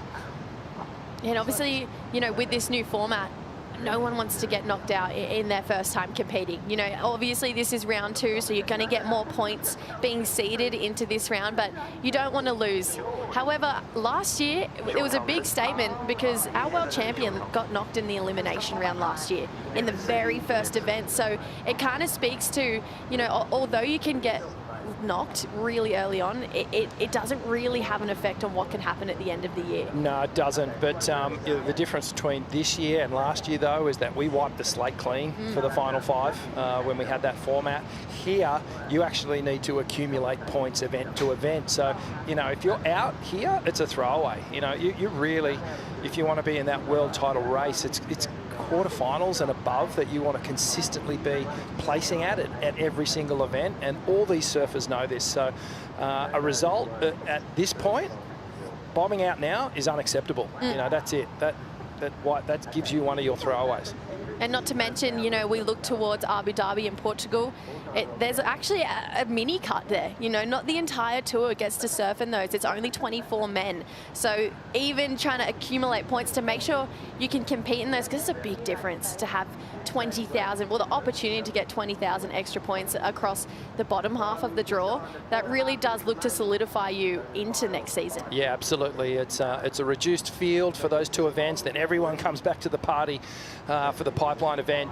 And it's worth, well, time and a half, you know, and that's going to be the showdown, and that's the way we wanted to orchestrate the tour and really have surfers battling out for the title in that final event on that incredible stage of Pipe. Yeah, 15,000 points at Pipeline as well, so it's got more, you know, velocity than any of the other events here. We're going to take a look at the GWM recap. Seth Meniz with the biggest wave here, but not getting much after it. Yeah, beautiful snap to start things off on this wave, Seth Meniz. This is his 6-point ride, and you can see why he got all those scores on that wave. Some beautiful surfing there, getting that tail flare. And Barron Mamiya, he's just been working on these mid-size waves and really connecting with these pockety little cuppy sections that are standing up in front of him. That fast reaction, whippy style of surfing. And Barron Mamiya out in front at the moment, but far from safe. Seth only needing a mid-range score, but geez, these guys have really battled well through this one. And projecting down the line. This is that wave where Barron did that little air rev. So one of the most innovative manoeuvres that we've seen this morning. Yeah, Barron. Out in front. He's got a 4.83 and a 6.33 and priority here with 3 minutes to go. Seth Meniz currently chasing a 5.17. You know, looking to the conditions and what we have on the bowl, there's obviously some great opportunity. Jordy went excellent in that first heat. Looking forward, you know, seeing what you've seen at Bells over the year with the tide coming up. Do you think we're maybe going to have the move over to Winky? Move to Winky, maybe. We'll get back to that. This is live action. Barron using up priority here.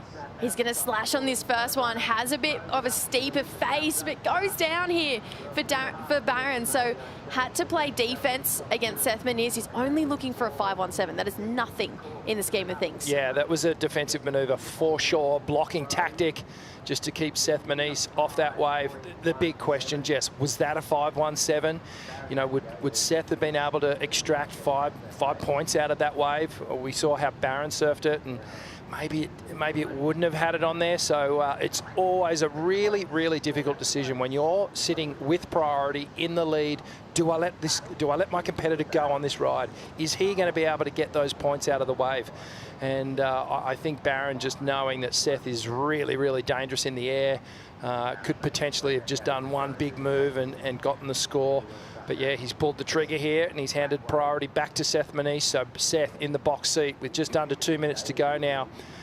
just needs to find that wave that'll give him a 5.17. It's so interesting to see where the mindset shifts for these guys. It usually gets to that last 4 minutes or so and they need a score and it goes, all right, I'm getting off the rail and I'm going to the air. And that's how scary every single one of these competitors is in the draw, including Seth Meniz. So Barron, you can see, even with that second priority moving up to his inside, he's going to try and sell him onto something with this just over a minute to go right now. So we're still consistently seeing tactics from both surfers. Seth just trying to will a wave to come through on the bowl right now. Oh, we want to see it. We want to see it come down to the wire because it then comes down to the pressure of performing on your final wave with a score needed. And that's where we really see surfers step up, and Seth's been in that position, you know, a few times before, and we've seen him produce.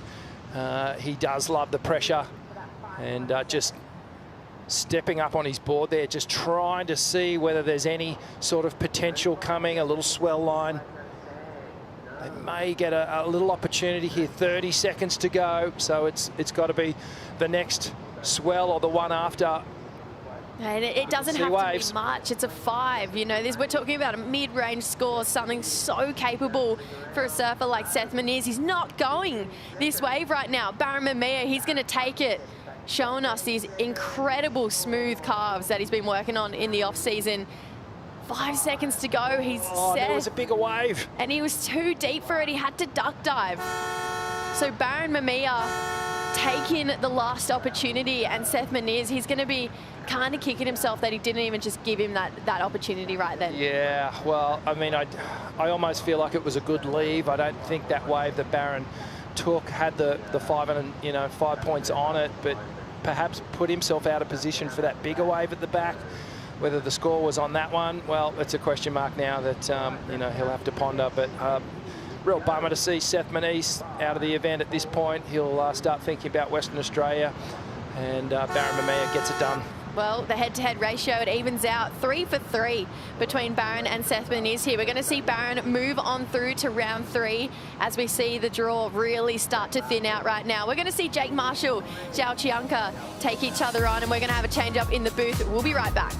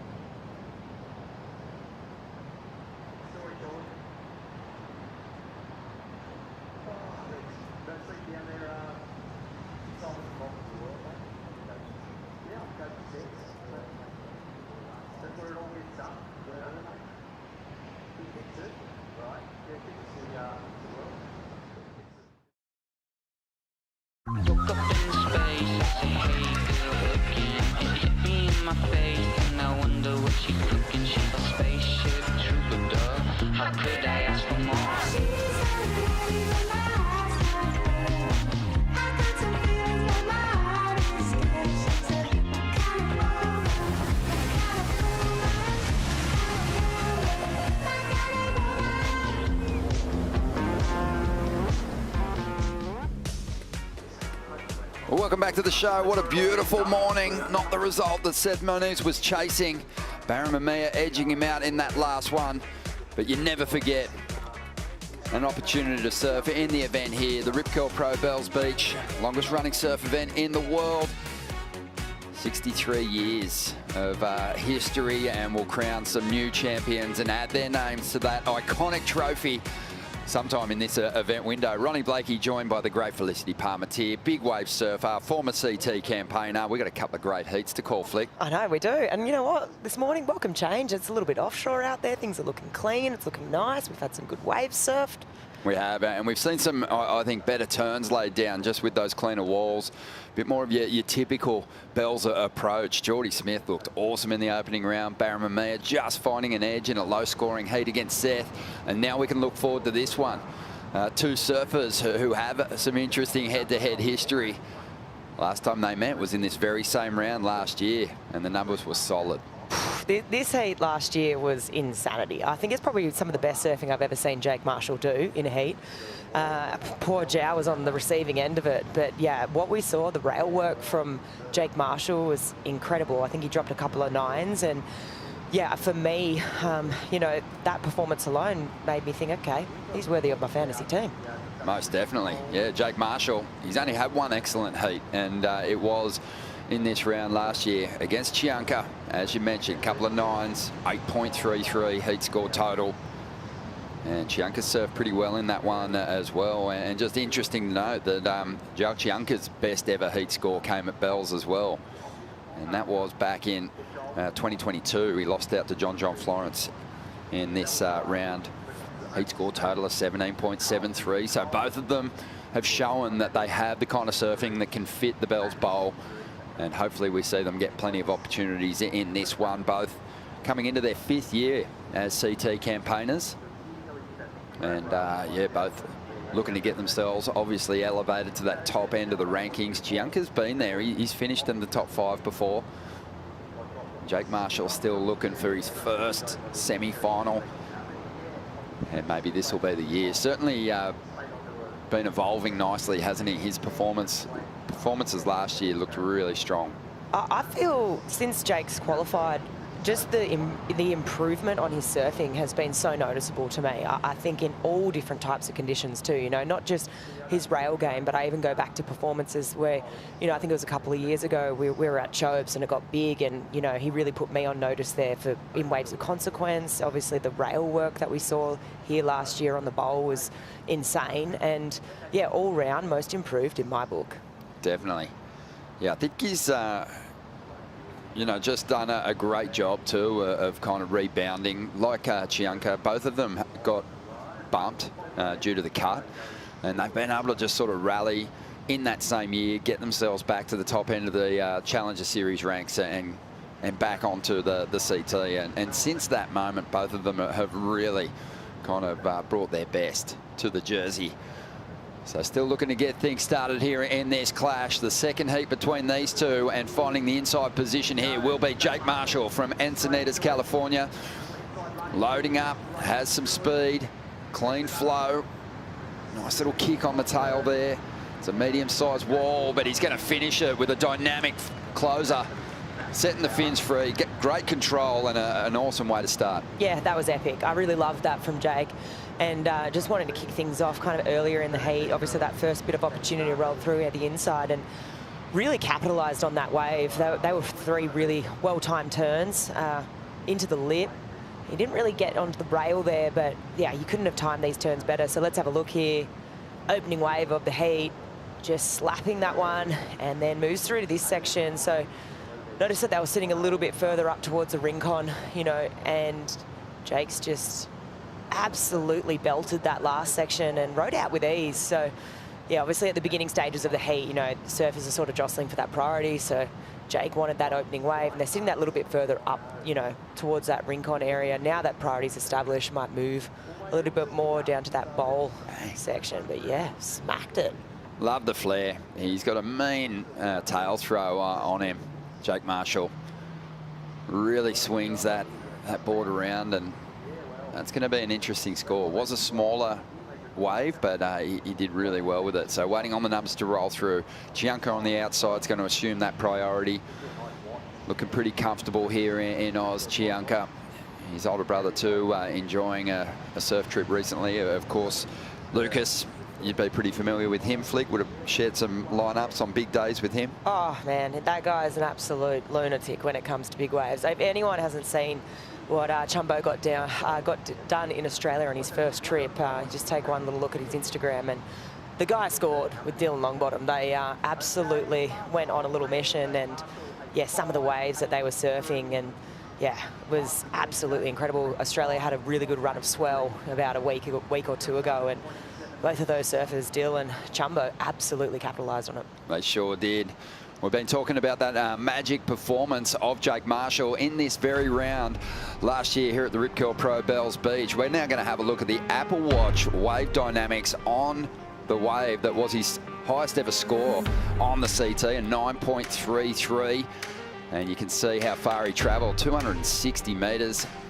That was the length of the ride from go to woe. Unbelievable speed, top speed at just over 40 kilometres an hour on this ride. I'm guessing it's through one of those big, deep rail cars, Flick. Oh, it has to be. I think for me, the interesting stat is the heart rate, right?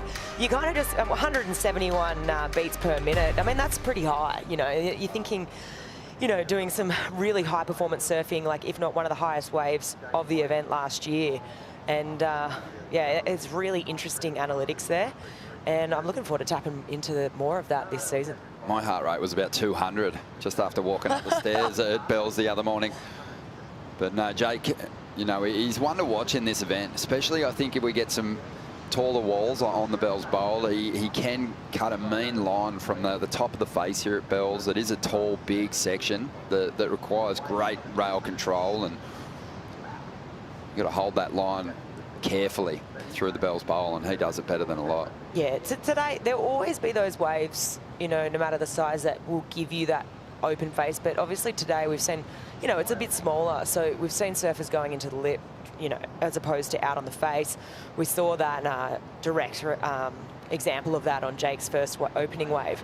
And but yeah, if he gets the chance to have a bit of open face, I mean, look out. For me, last year he was one of the best. You know, obviously, I mean, we saw Ethan Ewing unfortunately bail out yesterday against George Bitar, but Ethan Ewing put on an incredible performance, if not one of the best in the bowl. But yeah, second to that would have been Jake for me. Yeah, it's a good point. He opens up nicely, 5.83 as Barron Mamiya makes his way up the bell stairs here after a successful opening heat. Yeah, but you stoked you wrote this. Yeah. It was really good. I made a huge mistake at the end, but that was a hard decision. It looked like it was bending kind of, and I was like, fuck. No, because if it had turned a couple more times in on the reef, there was a chance, you know. Yeah. But well done on the 6.3, because that thing just kept giving, and even the flare with a little air gave it more score. Yeah. It was fucking pretty hard out there. Just sure. Like, almost could have, like, borderline epoxied it. I was like, whoa. Really? It was so soft. No, this thing was fine. It looked good. Yeah, 100%. Like, you got smaller waves, but steeper sections, and you took full advantage of them. It was like sleeping. Like that. Yeah. You did? Yeah. Yeah, it looked really good. Really good. Yeah. Like, I was waiting for you to get a wave to go into the sevens. Like, you just needed the face, and like you were going to go sevens. I didn't really think you opened up. I kind of felt like I didn't get, like, and then the sun was just like blinding my eyeballs. Like in the lip, I couldn't like see anything. But, yeah, that was a great I'm so glad you switched this morning. Yeah, that was really good. That would have been fucking stuck. Like, not stuck, but just like kind of rattled. Yeah, you surfed it smart. Yeah, smart. Yeah, the start being busy was good. Yeah. And then you were there with, if the sets had to come, like, he got the first set, and I was like, okay, now you need to park it. And you didn't, and I was like, oh, is this the right thing to do? And then nothing really eventuated of the bigger ones. They got a bit fat and wide. And I got lucky right when I jumped off the ski. I got that 6 like right behind him. Yeah. No, well surfed, but how grinding. Always cool to tune in and hear what the coaches have to say. And on this occasion, also Britt Merrick there, Barron's shaper. So breaking it down, good board choice for him. He said he felt like he could have used some extra spark, maybe an epoxy. The coaches say no way, that was the board for sure. Meanwhile, out the back, Jake Marshall found some room under priority to add a backup score to the 5.83 here, Flick. Great release. As we mentioned before, he does it better than most. Yeah, just twisting and shouting his way through the top turn there on the first one, just getting loosey-goosey. I really liked it. He just has so much control. Obviously releases the fins, but has so much steeze while doing it. And yeah, look, he's obviously sticking with this one, thinking maybe a chance for a couple more points on the inside, but that'll be all she wrote. So it's going to be a nice way to back up the 5.83. And yeah, obviously the coaches breaking down that last heat with Barron, and yeah, there's smaller sort of inside ones offering you, the opportunity to go up into the lip as opposed to out on the face. And Jake's taking full advantage of that. So it comes through at a 5, so that's a job well done there. Collecting a couple of mid-range scores here, Jake Marshall, and now Chianka's going to have to convert and use his priority really wisely, Kipes. Yeah, that's right, and you know, we'll see how this battle goes next battle, Ron. I mean, as we look at the brackets, check this thing out. Griffin Colapinto up against a dangerous wild card, Dane Henry. So I'm looking forward to that. I mean, we're going to get through all these heats today. Italo Ferreira up against local boy Xavier Huxtable. You know the grandstand is going to be going off for heat number 13. And the bracket challenge still available on WSL. Very easy game. Just pick the winner. Who you think is going to win each of the matchups on the bracket challenge. And remember, you can play Battle the Booth on that challenge. Oh yeah, thank you, Kipes. And we've got probably all the fans out there playing fantasy are probably demolishing a majority of the players in the booth. I know I've had a terrible start to my bracket, but it is going to be a lot of fun just seeing who dominates. I know Kipes has started well, Joe started well, but there was a lot of upsets early on. Yeah, I also struggled. Shocker, I've had absolute shocker. Busy start to the heat for Jake, and now it's just really asking questions of Chianka out there, having established a pretty healthy heat score total. When you reflect on what we saw in the previous heat, you know, it took Barron Mamiya the entire heat to amass 11.16 as a heat score total, and Jake Marshall's almost there in the opening stages here as we see Chianka throwing the tail, whipping the board into rotation, but unable to keep it under his feet. And as a result, priority now goes to Jake Marshall, and there is Lucas. He's made his way down here to watch his little bro surf, and he is feeling all those nerves for his brother at the moment, because this is key. It's a different looking year now, Flick. The changes in the format, you know, every result is key. You know, getting to 5th position, while it's a great achievement, won't get you that shot at a world title. You've got to finish the year at the top end of the ladder. Yeah, we've gone back to that traditional sort of format that we saw for years, obviously consecutive point system, and then you get your winner at the end, as we see Zhao having another roll of the dice here. Just that'll be all she wrote for him, and then Jake out the back. Yeah, Jake, he knows that he needs to build on these scores to really put the heat on Chianka, and he's going to start this one nicely. Good variation through the opening stages of this ride as he now cuts back, and he's just going to get a little bit caught up in that white water. But he could see that wave was fading away, so he was willing to give it a push, take a risk on it. Oh yeah, look, I think it's kind of been, you saw before, obviously Zhao taken off on a couple of ways, made a couple of little mistakes. Hasn't really factored in though. I mean, Jake's just taken off on that last one. He's not going to improve on his situation, so all is kind of well for Zhao at the moment. But yeah, it's interesting, you know, obviously Lucas has come down here and he's been, you know, watching on, but as a family member watching, you know, your brother or sister compete, I think there's nothing more nerve-wracking. No, you can ensure that he's going to be really feeling it and just praying that Joao can get himself back in this heat in the next couple of minutes. He'll really want to convert on this next wave, because we've seen, you know, a lot of people kind of struggle in these slower conditions to turn solid leads around in the dying stages. 18 minutes to go. Let's hear from, well, 2 of the great goofy footers. Yeah, thanks. Hey, look at big brother here, Shumbo, eyes on the water. How are you feeling? Feeling nervous. First event of the year. I'm super stoked because I saw him training a lot, getting prepared, trying new boards, and the surf is like on the point. So it's just about you having chance in the water, have good waves, should go there and then do whatever he he knows to do it. But low tides being like kind of long period between the sets, but I hope we can get some chances right now and hope he can get scores. Thanks for your time. We're going to send good vibes out to the water. Yeah, Kipes. Oh, that's a treat having Chumbo down here. He is a big wave legend. Absolute trailblazer. Some of the moves that he's pulled in serious waves of consequence. Talking building size waves are just ridiculous. We'll go for airs. Oh yeah, some of the toe surfing, I mean the paddle surfing, I mean all of it really. He's, you know, one of the best in the world, if not the best, you know, in the likes of good company with Kai Lenny, you know, those kind of names. I think back to some performances that he's done, put in at Nazare in that toe challenge, the Invitational over the years, and also no business pulling into an 80-foot story building like size tube, but he's doing that. You know, it is absolutely unbelievable. So if you get a chance, just take a little scroll through his socials and I'm sure you'll be blown away. No doubt. We've got Seth approaching here.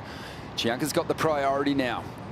We said he'll want to convert on the his previous ride. He failed to do that. So this one's really key because Jake Marshall's kind of building momentum, and you can see that Jake, even though he fell on his last waves, kind of getting to that place now where he can build on his numbers. He'll push a little bit harder. He'll throw that tail a little bit higher. And yeah, he's in danger here, Chianca, of, you know, chasing scores coming into those final 10 minutes. And, you know, we know this is a dying swell at the moment. You just want to get those numbers on the board early. Yeah, I think we also heard Lucas talk to it. You know, obviously we're you know, coming up to that low tide and things are starting to get that little bit more slow as we see Jake. Yeah, he's going to take this one without priority and have a look at him just banking into these turns. Got a little stuck on the front foot there.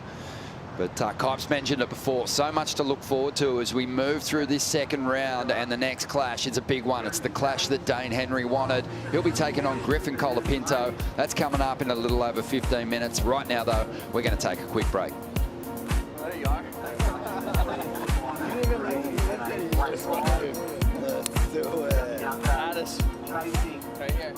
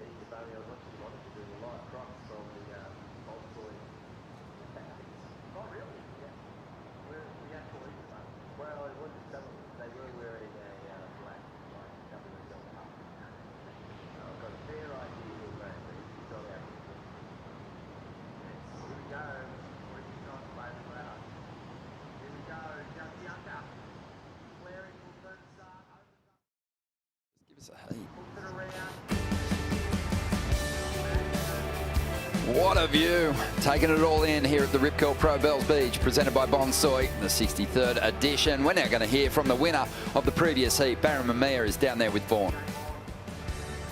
Barron Mamiya, congratulations. That's a great result in what was a pretty grindy heat. Yeah, it was. It definitely wasn't pretty. It was pretty grindy out there. Like, I didn't know what Jordy got in his last couple waves, but it looked like I seen, like when I was paddling out, I seen a couple waves. And then I got out there and it kind of like slowed up and it was real low tide and it was kind of like a beach break and it was super soft. So yeah, I just was like, okay, I'm just gonna ride. And then I got 2 scores and that was basically it. Cool. Watch that board rack.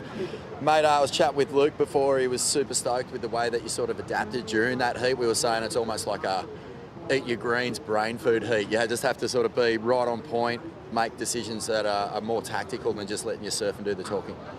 Yeah, it was, you know, the last, like, before the event started, we were, you know, surfing pretty good waves, and I was, like, real excited, you know. Felt like I was surfing, like, really good, and I thought it was going to be a little bigger today, and then I got down here and was like, okay, whatever, this is what it is. And out there, just, yeah, I was just trying to really, you know, make the right decisions and, you know, ask the questions, like, hey, you know, is this a good wave, or, you know, just wait. Like, you just, you know, just remind yourself, because, you know, it was a lot of sitting, you know, at the end of the heat, and Seth only needed a tiny score, and he can easily do that in any wave. So, you know, just not let the dark thoughts get in there, and just try and keep it positive and focus on what's right in front of you. It's cool, man. Like, in the lead up to surfing this heat, we've seen so many different conditions. It must be so satisfying when you know you can just turn up and turn on that part of your game and get the result. Yeah, for sure. You know, it's a blessing, you know. I came here actually like 3 weeks ago, and I did a little trip for a week, and we tried some boards, and the waves were really, really bad. And I was kind of like, oh, maybe we should go to the Goldie because the waves were firing out there. And Luke's like, no, like, we're staying here. Like, this is what it's going to be like for the contest probably. You're not going to get perfect corduroy, you know, 6-foot lines. So, you know, just do the work and surf. And, yeah, it paid off in the end. So I'm, you know, stoked to make the heat. Mate, it looks like you're connecting well with the place, and hopefully you get a bit more juice to really open up in your next one. Yeah, right on. Thank you. Appreciate it. Cheers, Vaughn. Yeah, Barron Mamiya hasn't had the best results here over the years, but we'll talk more about just how well the Hawaiians have done at this venue since its inception. As we see now, Chianca trying to fight his way back into this heat. Did drop a 4.87 earlier on, so he's clawing back. He's adding to his tally, but Jake Marshall in control at this point. This is the 4.87 flick during the break. Yeah, so nice little wrap there. And into a second one. So he's trying to claw his way back to your point, Ron. But yeah, it's tricky, right? I just looked at Surfline. We had a low tide at 7:30. And so really we were talking in the break. Hopefully with that tide sort of incoming a little bit, it's going to bring a little bit more of that swell in. Hopefully we see that little bit of consistency start to pick up. Because, yeah, there is long waits between sets. It is a little bit grindy. We did just hear Barron Mamiya talk to that. So hopefully things are on the rise in the next couple of hours. Yeah, 10 minutes remaining here. And look, it's not a huge lead that Jake Marshall has put on Chianca at the moment. Unless you're getting up into the 6s and 7s, you know, as long as you've got some time on the clock, you are always a fighting chance, obviously. Even if you're surfing a medium-sized wave, it's only a 5.96 requirement at the moment. But it's just hard when I think for the competitors, when it feels like the rhythm is with your opponent, even if they're only edging ahead of you by a point on that differential with the exchanges. Yeah, I think you could slice and dice it either way. Like, you could say Jake's got the advantage because he's had the momentum. He's obviously sitting out there with priority next to his name. But you could also go, hang on a second, it's so attainable, like you said, Ron. Zhao's only chasing a 5.9. He could do that in one big crazy air. Doesn't necessarily need a long running wave. And there's 9 minutes on the clock. So I think, here we go. Let's see what Zhao has to offer. Has a look over his shoulder before committing to this ride. Winds through the cutback at this point. He's willing to give this section, I think, a look is what he's doing. He's sizing up his options, but he's looking for an oncoming section because he's got the moves. You know, he can take to the sky. He can lay down the kind of fin release power turn that takes a score into the 7s potentially. It's not like we've seen one big dynamic individual move in this heat, so you can create a little bit of hype for yourself by throwing down something mind-blowing. But Lucas is aware that it's not kind of flowing for his little bro out there at the moment. I think there's nothing more frustrating than watching a sibling play a sport where you're so invested in it, right? Or you know, surf or a heat. I think it's worse. Like, you just kind of want to get out there and do it for them. I think there's nothing worse than being on the sidelines and things don't feel like they're flowing. But there's definitely going to be another opportunity come through. We'll see another set roll through in 8 minutes. You've got to be thinking that. As we speak of siblings, yeah, here we go. Crosby locked in and ready to watch his big bro attack the waves here at Bells once again. Had a magic run through the contest to the semi-finals last year, lost to the eventual winner and turned his year around. But he's got his hands full Now this is really going to play into the hands of Dane Henry, conditions like this, because Griffin's just such a strong rail surfer. He's gotten so much better. His flow is remarkable, and it's going to be hard to tap into that, you know, the flowing combination of major turns today. It could turn into an air show, and that could be awesome for everyone, because Griff certainly got those moves too, but I think Dane's established a kind of unique brand of aerial surfing himself. Lots of flips. Oh, yeah. You know, you look at the heat draw, and this is one that we've definitely been sort of rubbing our hands together about all morning. You know, Dane Henry, the wild card, he's made it very clear that the only person, you know, if he had a choice, who he would want to surf against here down at Bells would be Griff, and he feels that Griff would bring the best out of him. So, I mean, look, ask and you shall receive. It has happened. You've manifested this moment, Dane. Now let's see what you got. Exactly. This is going to be good. Yeah, I think for me, Griffin's the best here on tour at the moment without a victory. You know, he's had a runner-up finish, semi-final last year, and lost in a really close one. So he's shown that he can get himself through heats here across all conditions. It's always the recipe for the big result here at Bells, is being able to adapt when you get those smaller days, when you get that incoming tide. As we see Dane kind of locking in on the inside. Biggest heat of his life. I mean, he has won a World Junior title. He's won an ISA gold medal. But this is what he wants. He wants to get on this CT and, in his words, ruin some dreams. It's so brutal, eh? It's so good. It's entertaining. This is what this next heat is, and it's interesting. I'm hoping it lives up to the expectation. You know, you build these heats up, and there's a lot of hype around it. So I'm sure these two they're both aware too, and Griff's going to be so aware that that's what Dane's put out there, that he wants to draw Griff, and I'm just hoping that it lives up to this expectation. He's going to be huge. I know Mick Fanning's going to be tuned in, because he's done a lot of mentoring with Dane. Mick is Dane's hero, and I kind of almost had flashbacks then, a little bit of deja vu, just watching Dane sit there, finding some space for himself at the base of the cliffs. I remember Mick as a young wildcard doing that exact same thing when the conditions were smaller, and here he goes, about to take on last year's title runner-up. It's going to be a fantastic clash, but there is 5 minutes remaining here.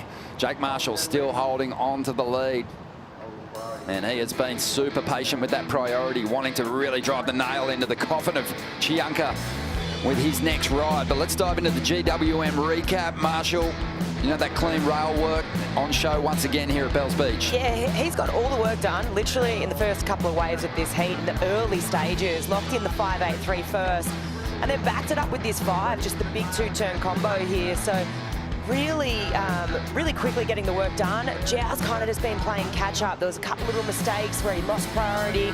He has got this 4.87 though, so that's something he's got to score on the board, and it's still within shot, still within reach. He's only chasing a 5.96, and look, by any means, Jake is not going to be feeling confident sitting out there with a couple of 5s, just with the calibre of surfer that Zhao is and knowing what he's capable of in the air.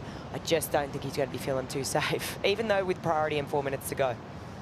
Yeah, he'll want to, you know, like we've been saying, convert on that priority next, because he'll be robbing Chianca potentially of the highest quality set out of wave out of the next set, and he'll need to up the ante, because 5.96, as you said, and you know, like Joao's older brother mentioned, he's fit, he's ready. He's been working extremely hard to get himself into, I think, a title campaign. He's been there before, and he wants to start the year off with a huge result, obviously. Just over 3 minutes to go here. And Chianca with a bit of salesmanship, just trying to push Jake, clear the lineup for himself, open the door so he can attempt to roll through it and into the next round. But it's a huge flick. These changes to the way we crown champions are going to be super interesting. No second chances from the opening stage of the contest now. You know, you have a trip up in your first performance, you're moving on to the next event and hanging on to, potentially hanging on to a dud result at the end of the season. So These are nervous times for someone who hasn't really found the rhythm in the lineup in the opening event of the year. Set waves on the outside, and it is going to be Jake Marshall. Pounces, uses his priority on this one. Trying to improve on a 5 here to push the requirement higher for the Brazilian. And this wave's fading away into deep water. Will Chianca get an opportunity on the outside? He does. Needs to lay down a big turn here to get started, and starts beautifully. Nice little tweak on the tail as he finished that move off, but this wave's starting to fill up a little bit. And let's see if he can make that connection through to the inside. Checks the clock. And at this point, he's so committed to this ride. He's still surfing for that 5.96. And the way he's executed these final turns, he might just get it. This has been impressive. He's got so much torque in his approach. Really flared it out through the inside.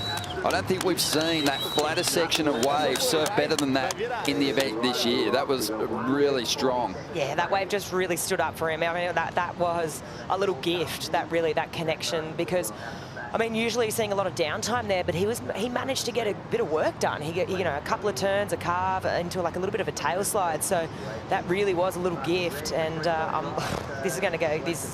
You know, you got to start drawing comparisons to Jake's 5.83. You know, this wave is just going to be just that bit better than it. So he carves through that first manoeuvre. And then, yeah, wave gets a little bit sleepy here, but this is the moment what we're talking about. This wave kind of keeps on giving, right? Usually gets quite, you know, slow through this section. Yes, it is a little bit, but just being patient. And through the inside, that little slash. And then right here, this is where it walls up. Gets a bit more work done. Unbelievable. Yeah, that section is typically, especially on these smaller days, is so hard to generate any speed. But I think it's Zhao's just torque and the strength that he has. He was able to power through it. Here's the replay of Jake Marshall. Yeah, so this is the 5.83, right? And this is where we've got to start drawing comparisons. So bang. All the work done out the back, 3 turns, pretty smooth into the lip. And then you want to start looking at Zhao's, and you're doing comparisons here because Zhao needs just a little bit more. 5.96 is what he's chasing compared to Jake's 5.83. It's so impressive how he transitioned through to that inside section, but you also, you know, have to remember that, you know, he's basically turning on flat water, and it's pretty bumpy. So I'm super interested to see where the judges go with it. As I mentioned, like for a section that's completely flat and dead, he did so well to generate some spray off the rail, tweak that board, draw those turns out. But you're right, you know, the comparison to the 5.83 is really what they're going to be thinking about. For sure, Chianca got a bigger wall on the outside to lay down that first turn. So I think he needs the credit for the first move more so than what he did on the inside. Yeah, this will be a really telling moment for the next couple of heats coming up too, to, you know, just really see where you can get these points. I think for Jake too, taking off on the first wave of the set, if it was to swing Zhao's way, he's going to be kicking himself, because if he had let that one go, obviously he didn't improve on his situation, he would have been able to take the second wave. It's just all the shoulda, coulda, wouldas. On a slower day too, you know, when you see that first set and it's standing up, you're like, well, this is maybe the biggest wave I've seen. And what am I going to do? Just pass it up? So it was a really difficult decision. But we knew Jake, even though he had the momentum early in this heat, a 5.96 was never going to keep you safe. And Chianca, he did extremely well. So we're still waiting on the numbers to come through here. I think the judges will be going back, reviewing what they saw earlier on in this heat, because it's a really important score, and that number coming through now, it's a 5.77, not enough, despite the fact Chianca got that great turn on the outside. Just don't think he got the opportunity to combo it up, and the work on the inside, it was impressive, but you know, they want to see you hitting critical sections. But Chianca, he does look sharp. You know, that wasn't a fantastic looking wave through the inside, and he still did pretty well. But Jake Marshall did the work early, got himself the victory. He's moving on through to the next round, and it's going to be 2-0 in his head-to-head history with Chianca as he moves on. We're going to take a quick break. The big heat of the round is coming up next. Griffin Colapinto taking on Dane Henry.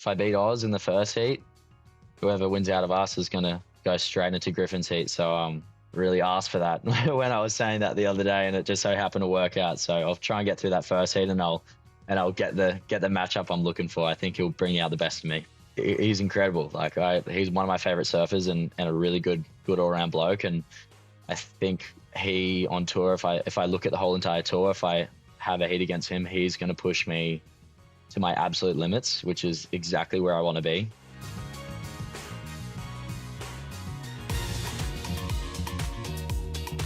This kid is a different breed. Dane Henry, the wild card.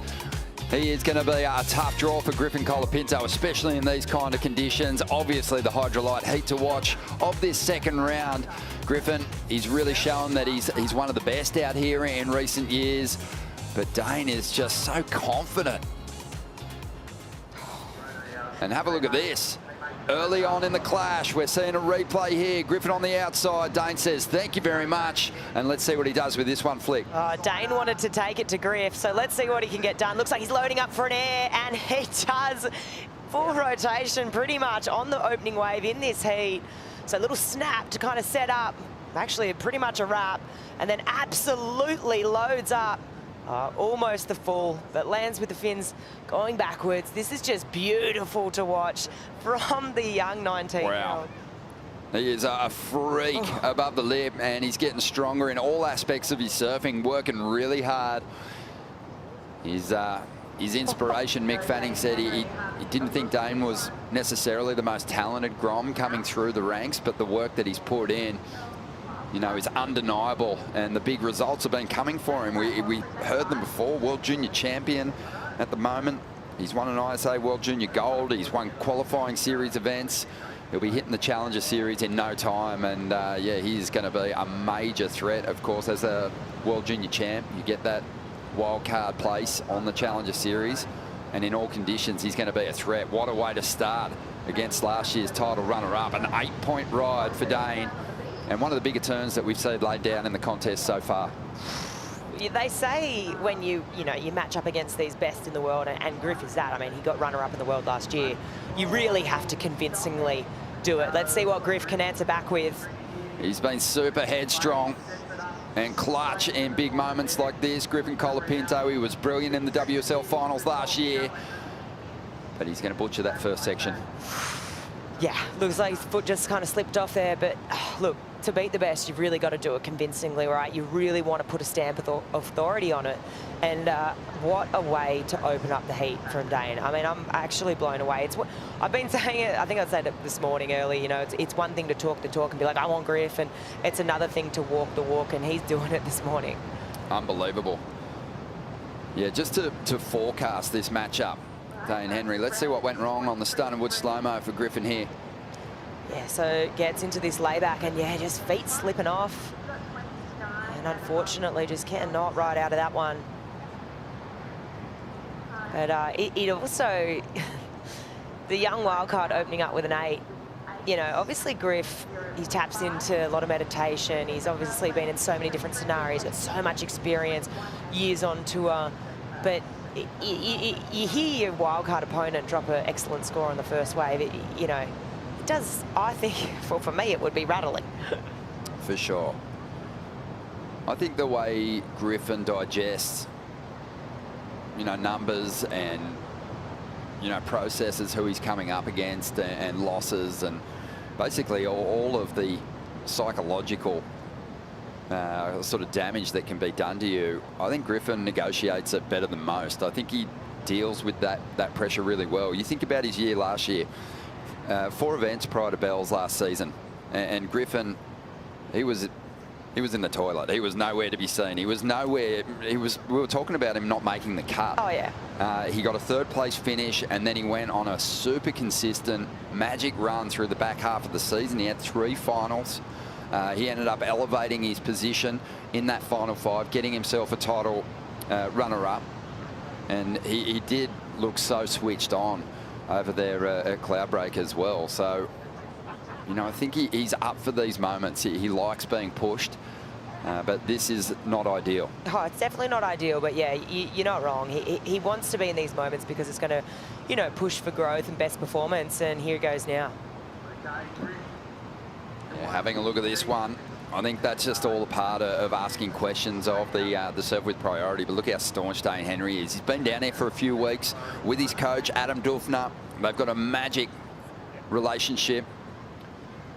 And, yeah, Duffy is, you know, right into his sport, right into his boxing, has Dane well and truly primed physically and mentally when he talks. You know, I listened to that podcast that Dave Proden did on the lineup, and just so impressive to hear the way Dane answers questions and just how confident he is coming up against these big names. And here he goes again. And he's going to throw everything at it. Does very well to hang on to that turn. I mean, it's not one that he'd put in his highlight reel, but still impressive, the control and the balance that he's got. So we'll add some kind of score to the 8-point ride here. It's impressive. I think is his make rate. You know, I watched a lot of clips and heard a lot of people talking about it. I haven't really seen too much of him, you know, in real life surfing. I mean, this is actually yesterday was my first time, or the day before. But I am just super impressed with what I see on the make rate. It's pretty incredible. Yeah, okay, it wasn't the cleanest landing, and yeah, like to your point, Ron, he's not going to be, you know, incredibly stoked with it. He's obviously going to want more, but yeah, it speaks volumes. And to your point about the lineup podcast that he did, I was pretty blown away with his answers to questions too. Just the real maturity there that most 19-year-olds wouldn't have that confidence or the maturity, you know, in answering, you know, some pretty hard-hitting, heavy questions, and you can see that he's really thought about his answers, and yeah, he's pretty articulate. So yeah, mature beyond his years. He sure is. He's just dropped the 3.67. So Griffin chasing a 9.34 here at the moment. Let's take this time now with a bit of a break in the action to hear from Jake Marshall, who took out the last heat. Thanks, Ronnie. Jake, mate, some heats are tense because it's just toe-to-toe bludgeon fest, and then other heats are tense because every decision that you make every second from start to finish has a huge bearing on the result. That was one of the latter. 100%. It was after 7 months off, I was like, all right, I've got to be sharp mentally, and then ended up still making a couple mistakes, but luckily got through. And yeah, it's just kind of grindy today, but I mean, that's competing. So yeah, psyched to get through. Yeah, mate, welcome back. Like, it's funny, we see you surf here over the last few years, and you always put just amazing performances on. Like, even in heats like that, you can see that your connection with this place is pretty special. Yeah, I definitely feel so comfortable here, and after coming here now for like a few years, it's just start to get even more and more used to it. And it really, the wave just feels so similar to waves that I surf at home all the time. And yeah, just warming up the last few days, like I was kind of thinking to myself, like, I just feel so confident with my wave selection and my read on the lineup out here. So just trying to use that to my advantage, and hopefully I get to open up on a couple more better waves in the next heat for sure. That's it. Last year you were super impressive, mate. What's it going to take? What have you learned from these last few runs as you prepare to go deeper into this year's draw? I definitely have learned that I feel like my highest level out here is good enough to beat anybody, and it's just about reaching that more consistently. And yeah, I mean, the last year I lost to Jack, and he was like in such good form and won the event. I just feel like I'm right there. So we got a long way to go, and just try to put a few better heats together and some bigger scores, but just get that rhythm back after kind of not competing for a bit. So it feels good to kind of get through like a weird grindy heat, and hopefully my next round there's more waves and we can kind of have more of a surf off. The blades look sharp, mate, mentally and on the wave face as well. So best of luck for the next round. Right on. Thank you. Thank you, Vaughn.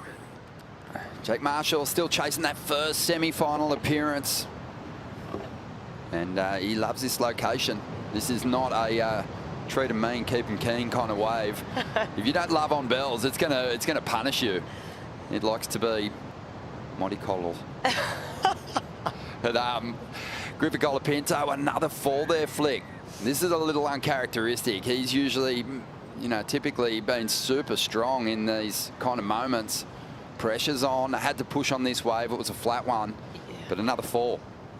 The pressure is on. I think, yeah, look, I still believe, and I agree with what you said before, is that Griff kind of lives for these moments and he wants to be pushed like this. So I find it hard to believe.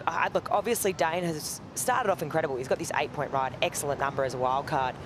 And he's asking big questions of Griff, but I just find it hard to believe that this heat is said and done right now. As we see Dane, let's see. It might be eating my words. Moment. Here we go, Dane Henry loading up. Something big's coming our way.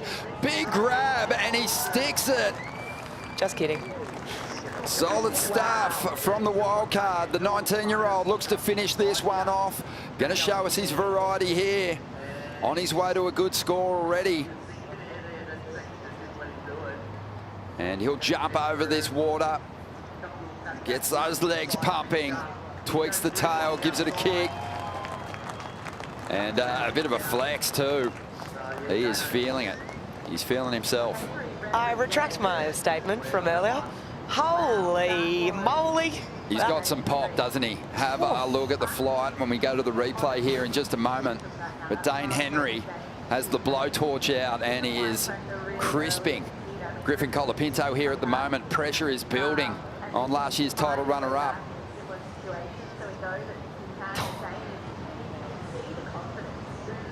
Have a look at this. This is nuts. Oh, I can see it coming. Oh, man, he's loading up for an absolutely massive air. What is incredible to me is the projection that he got above the lip. How did he get so high? I mean, the compression, the extension, just to get that much lift, to really send that tail into the air. You could really see the pop underneath his board. We'll see it really beautifully here from this angle. That was insane. And just to speak to the make rate, it almost looked like he was kind of going to bauble. Let's have a look here on this slow-mo because this is a thing of beauty. Just really living up to this hype and this expectation. But you can see his front foot was so off to one side of his board. You can see the little micro adjustment there. And yeah, the claim, everybody here, remember this name, Henry, because I don't think it's going to be long until he's full-time on this CT. No. 7. He's stepping up to the moment. The wild card, he wanted this head-to-head matchup with Griffin Colapinto, knowing that Griffin would bring the best out in his surfing. Well, he is turning it up and putting on quite a show. Tap that slob grab. It was an uncomfortable landing, almost kind of landed on the coping awkwardly, but hung on with his strength and control. He's pushing Griffin into this one. And let's see if Colapinto, with 20 minutes to go, can get himself in this heat. Looking a little disinterested in this one down the line, and he's going to kick out of it. So Dane is going to assume priority. It's all flowing his way at the moment. The surfer from Fingal Head, Northern New South Wales, is loving life down here as a wild card. He's got the crowd behind him. Got that sponsors wild card. This is huge. These folks are down here. Mark, Kiri, they're watching on. They're buzzing. This is massive. Not only is he surfing incredible on the waves and doing, you know, some incredible area manoeuvres, but he's also really pushing Griff. He pushed him into that wave. You know, Griff had priority and he really gave him something to think about. And now, you know, Griff took off. That wave ended up being a bit of a burger, and he's just assumed priority out the back. It's really mature surfing. Yeah, I mean, his success would indicate that he's obviously tactically very sharp, knows the game well, but to just keep your composure and make such smart decisions against a seasoned campaigner on the CT is super impressive.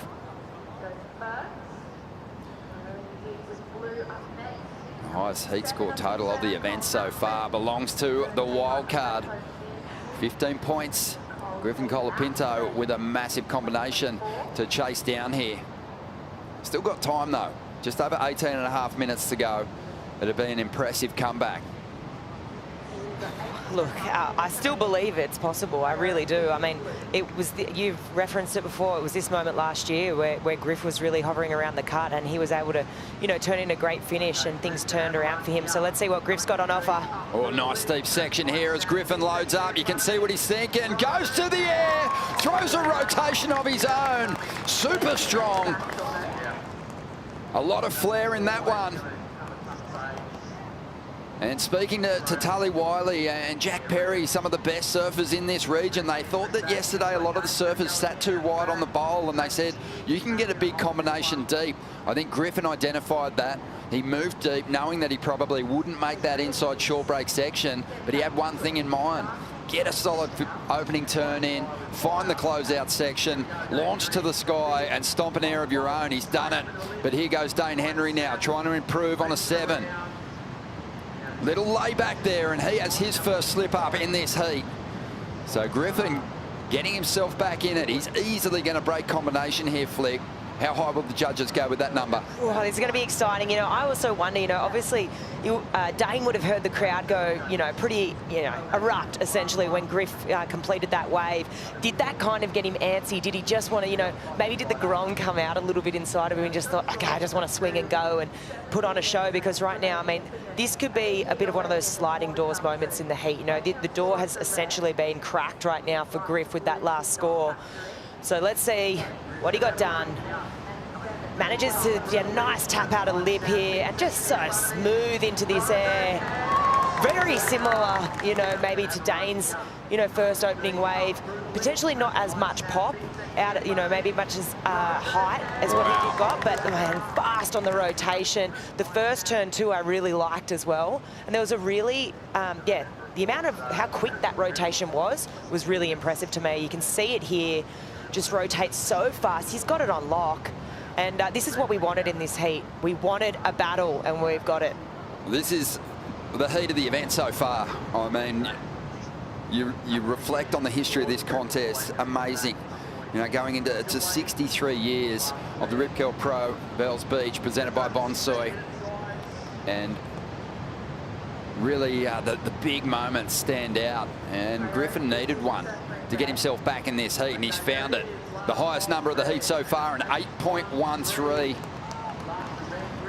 And I love this. You know, I think Dane's got that absolute ace up his sleeve that he can pull if he finds the right section. The flip that he can land, really consistency. That's going to be potentially a major weapon against Griffin to potentially turn in the highest number of the heat. But he needs the right section to perform that move. But Griff with his rail work, you know, Dane's got to be really careful not to get into, I think, that carving, flowing sort of surfing. He's got to keep attacking these bigger sections because Griff will get him on that style of surfing, I believe. Yeah, I agree with you. I think Griff's rail work is, you know, it's obviously some of the best in the world. You're not run right without that. You have to be an all-rounded surfer, and we've seen that from Griff. Obviously, he hasn't rung the bell here yet, but he has turned in some incredible performances over the years. I really think that was such a critical moment in the heat. Obviously, Griff went, the crowd erupts, and I feel that Dane, you know, he was sitting out the back with priority, but he just swung and went on, you know, kind of a more sloppy wave, and then obviously now Griff out the back has priority. So I feel that this could be monumental in the context of this heat. The grom came out, you know, just, oh, gotta go. I had a feeling there was going to be a fight back. Griffin Colapinto, you know, even though in the body language there was a claim to the quality of that ride, you could tell he also knew it was still business time. He's still got work to do here. 14.5 minutes to go. And this is, we couldn't have asked for more, really, from the Hydrolite heat to watch. The Grom stepping up. As we go to a Bonsoy brew break, we've got so many highlights coming our way and hopefully a lot more exchanges in this epic clash.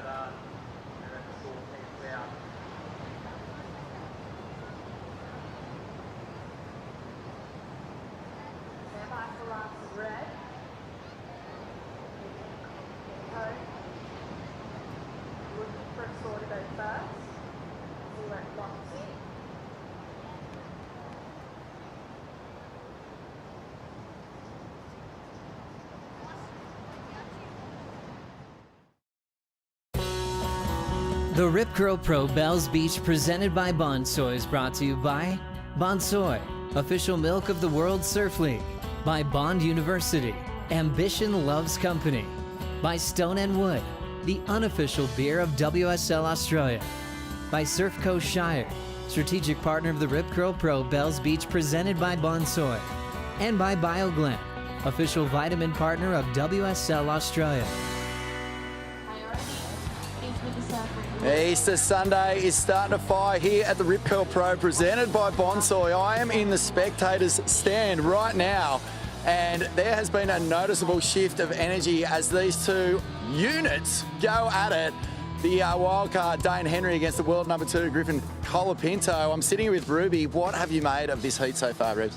It's been really interesting just like watching them both hit like so many airs and stuff. Wow, and have you got someone that you're going for, or are you just pumped to see good surfing? Yeah, we're here to watch Morgs in a couple of heats because he's from near us. Good one. And Todd, this is your first trip to the Rip Curl Pro, mate. What do you think of this heat? Oh, this heat's amazing. Seeing Dane off the bat get that wave was pretty cool. Everyone's pretty stoked for that one. I must admit, you know, coming here and hearing How's Bells play for the first time was amazing. Lifetime dream for me and my wife, Wendy. Unreal. There you go. That's just a little bit of insight from the crew up here in the stands who are absolutely loving this one. We got units out in the water. We got a unit in the grandstand, and we've got a new heat leader. Griffin Colapinto has taken the lead. Clutch. 7.13 for this wave flick. Holy, we have got an absolute heat on our hands. Goes to the air, sticks it, and he is jazzed. Absolutely, yeah. We mentioned before he finished off his 8.13, and you could tell there was still some focus here, but letting the emotion go now that he is going to get that lead off the wild card for the first time in this clash. And this is that kind of clutch behaviour that saw him onto the semi-finals, into the final 5 after a shocker start to the 2025 season. We didn't expect that he would start as poorly this year, and he is fighting hard to earn his place in the next round. Wow, okay, this is cool, and I like this energy from Griff. You know, he had his runner-up acceptance speech during the WSL Awards, and he's like, I'm bringing in a different kind of energy this year to the tour. And everyone was like, what is he doing? And he turned his back away, and then he, you know, put on this big necklace, this big chunky silver thing, and it was actually one of Doug Silver's. He's like, I'm bringing this Doug Silver energy. Here we go. Loading up again, so finding some space under priority, loading up for more.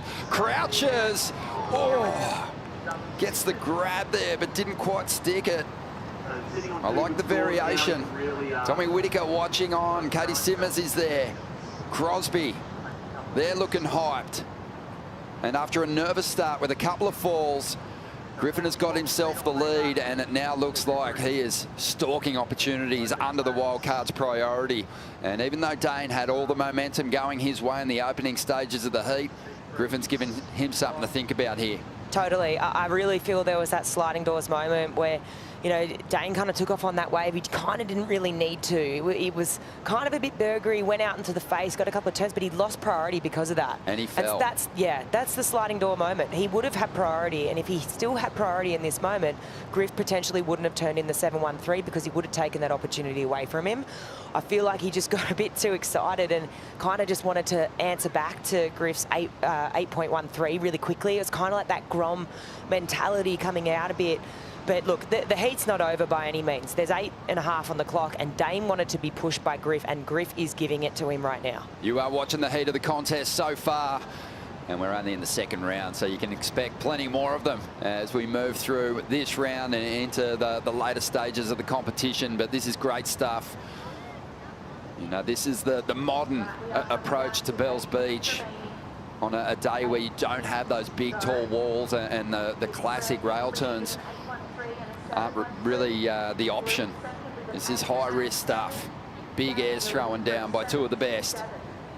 The rising star surfing in his first CET event up against someone who's, you know, established themselves as a perennial title threat. And Griff, he's just asking questions of Dane, who again is looking pretty staunch out there now. He's reset his focus. He was in celebration mode earlier, pointing to the name on the back of the jersey. I like the showmanship, but you got to be careful to keep your eyes on the prize when you're up against someone as strong as Griffin. Let's dive into the GWM heat recap, starting with absolute fire, Dane Henry. Oh, locks in the 8-point ride on the opening wave of the heat. We wanted fireworks from this young Grom, and we're getting it. And he backs it up with the big slobber there, the 7-point ride, and just looking so confident. He finished this thing off, to your point, Ron, with that big claim. Look at the jersey, remember the name, there it is. So showmanship for sure, but then Griff, just so cool, calm, under pressure here, answers back. 8-1-3 for this thing, so quick on the rotation and very composed. You know, this is what he lives for, these moments. He's been vocal about it. He wants to be pushed, and yeah, I mean, pushed he was. He backs this up with a 7-1-3. This moment right here, I mean, his rail work is undeniable. I feel like it really, for me, I see him on the rail, I see him go to the air, and we did see him celebrate here. You could see the energy. Really, momentum has swung back towards Griff, and we're really going to see the young Grom be pushed here in these moments, and to see what he's really made of, and if he can get the job done. During the break, we were chatting about it. You know, really the last kind of turn and party of surfing that you refine on, the modern day surfer refines, is the rail work. And Griffin Colapinto was much like a young Dane Henry, really strong above the lip, had great flair, really progressive. When he got onto the tour, man, he just reached into Joel Parkinson's bag of tricks and really worked on his rail game. Joel, one of the best here on the Bells Bowl, and Griffin just modelled his rail approach off what Joel Parkinson had laid down, and it has worked for him in a big way. But he still has, obviously, those airs he can go to when his back's against the wall, and that's what the wild card was doing to Griff in this heat. He's so strong above the lip, his strike rate is incredible, and he has great variation. And Griff was forced into a position where he had to come out swinging, and he has delivered and got himself the lead, and he's up again, loading up with that wind favourable for more air time, and he's going to throw it out into the flats again, unsuccessful. Tommy doesn't like it. But I think he may as well keep swinging under priority here, because, you know, with a bit of variation on the grabs, potentially a stale fish, which Griff's capable of executing, there might be some more credit. He might be able to add to that 7-1-3. But I think Griff's definitely going to be looking to get a bit more wax on that tail pad. Yeah, he's had a couple of little slips. Yeah, just uncharacteristic slips. The layback snap off the foam on his first ride, failing to complete a couple of those rotations. What was your sort of strategy for combating that slippery foot? Because you do get it walking across the reef here at Bells when you're heading out for a surf. Oh yeah, totally. I think it's not uncommon for surfers to take a little like wax nub and just chuck it under the weddy, even under the arm, and then you want to be waxing that board again, maybe even potentially your feet after you've run out over that reef. It is slippery. It's got this like kind of funny little bits of seaweed. If you have a chance to get down there, you can see what I mean. But yeah, definitely a little bit of slipping and sliding going on. But yeah, the little wax under the wetsuit or up under the wetsuit leg has always been a little trick. Shane Besham was the first person I saw waxing his feet, and yeah, I think it was down here at Bells actually. I was going for a surf and I looked over and he was rubbing wax on the top of his feet. I was like, what's the deal? And he goes, well, you wax the top of your feet, and then when you're laying on your board, you rub the soles of your feet on the top of your other foot, and it kind of transfers a little bit of that traction to your foot. But Griff, I mean, he's stuck when it's counted. You know, on the quality waves that he's had, he's managed to stay on his feet, and that's got him the lead. 3 minutes to go here. And Dane Henry was just alive in the opening stages of this clash, and he's been sort of sitting out there a little less colourful than he was in the opening stages of this heat, just trying to maintain composure here because he needs another big moment. He's chasing a pretty decent score now, a 7.27. When all the momentum's going your way and the scores are flowing, that seems easy to achieve.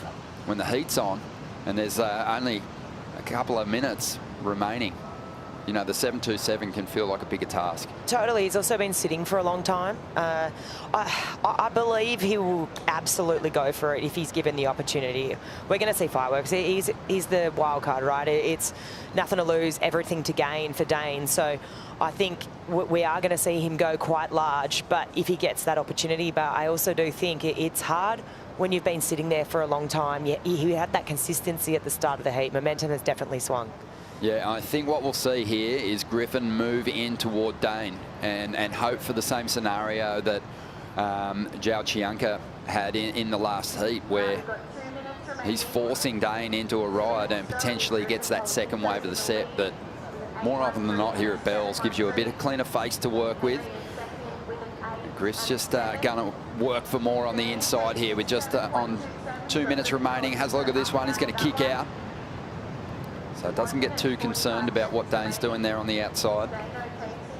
But he's staying active, and quite often, you know, the really savvy competitors will do that when the pressure's on and want to sort of get in the head of their rival. They stay active, they keep moving. They'll take off on waves and just sort of make you look around and start questioning your own positioning and what wave you should be looking for. Just over a minute remaining here. I think if Dane doesn't get this opportunity right and the win is to go to Griff, this is going to feel quite good. You know, he really had to work for it, right? And I think he really got pushed into like a box, essentially. Dane really asked big questions of Griff here, you know, towards the middle section of the heat, and Griff, you know, he would have been feeling the pressure and really had to pull out an exceptional performance.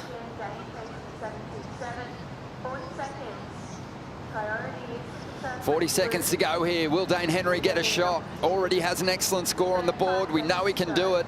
He's after a 7.27 to upset last year's title runner-up and a semi-finalist at this very venue in 2025. Griffin Colapinto started his magic run towards a title shot right here at Bells Beach last year. He wants to kick off the year in fine form, and he's showing that he can hold his nerve when the pressure is on. 10 seconds remaining here, and Dane Henry isn't going to get a shot, but he has given us fireworks, and he has brought on an unbelievable performance from Griffin Colapinto, who holds his nerve. Really impressive stuff from Griff, but also I think the surfing world's going to be talking about this kid too, Flick. Oh, totally. You got to take your hat off to Dane. He really took it to Griff. He really pushed him and brought out, you know, a really great performance from Griff, and this will be something that no doubt we'll be talking about in the post-show. Griffin Colapinto holds off the young phenom, Dane Henry. The future is bright for pro surfing. Imagine what's next. 50 years deep.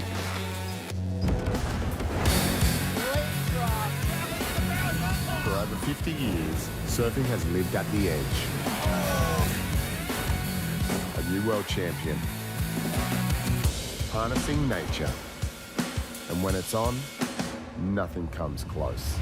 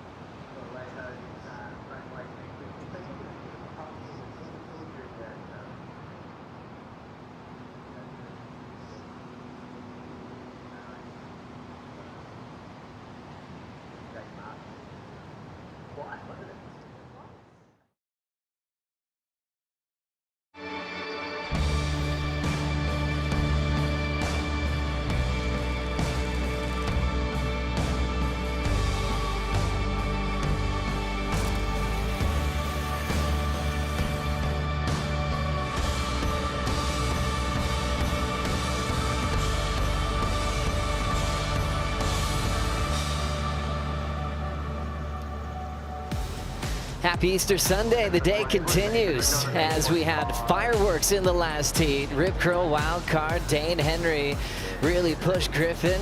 Got pretty confident with his top 2 total. And then last year's runner-up in the world, past Bell's finalist, answered back in a big way, showcasing his prep and how ready he is to get involved in the world title race.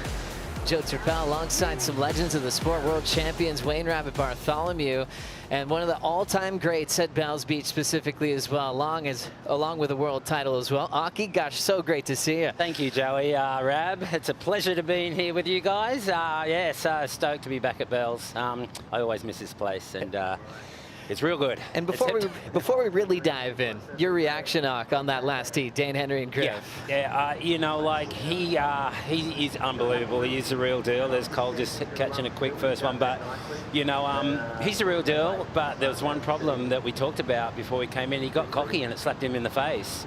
You know, he'd done that big claim. You know, the rhythm might have flipped to Griffin anyway, but I'd be thinking that was a turning point. You know, I remember I used to do the same thing. It'll get you. Yeah, so much to learn, and big props to Dane, though, for putting on a show. Griffin moving on into the next round, and one of Griffin's best friends, who he enjoyed a final with out here a couple of years back, is in the water now. The big goofy foot, Cole Hauschman from San Clemente, taking on the Brazilian veteran. And Alejo making the announcement this will be his last year competing on the championship tour. So a little of a last lap for Alejo, Bugs, and he'll be not moving away from surfing, but moving away from competing at the highest level.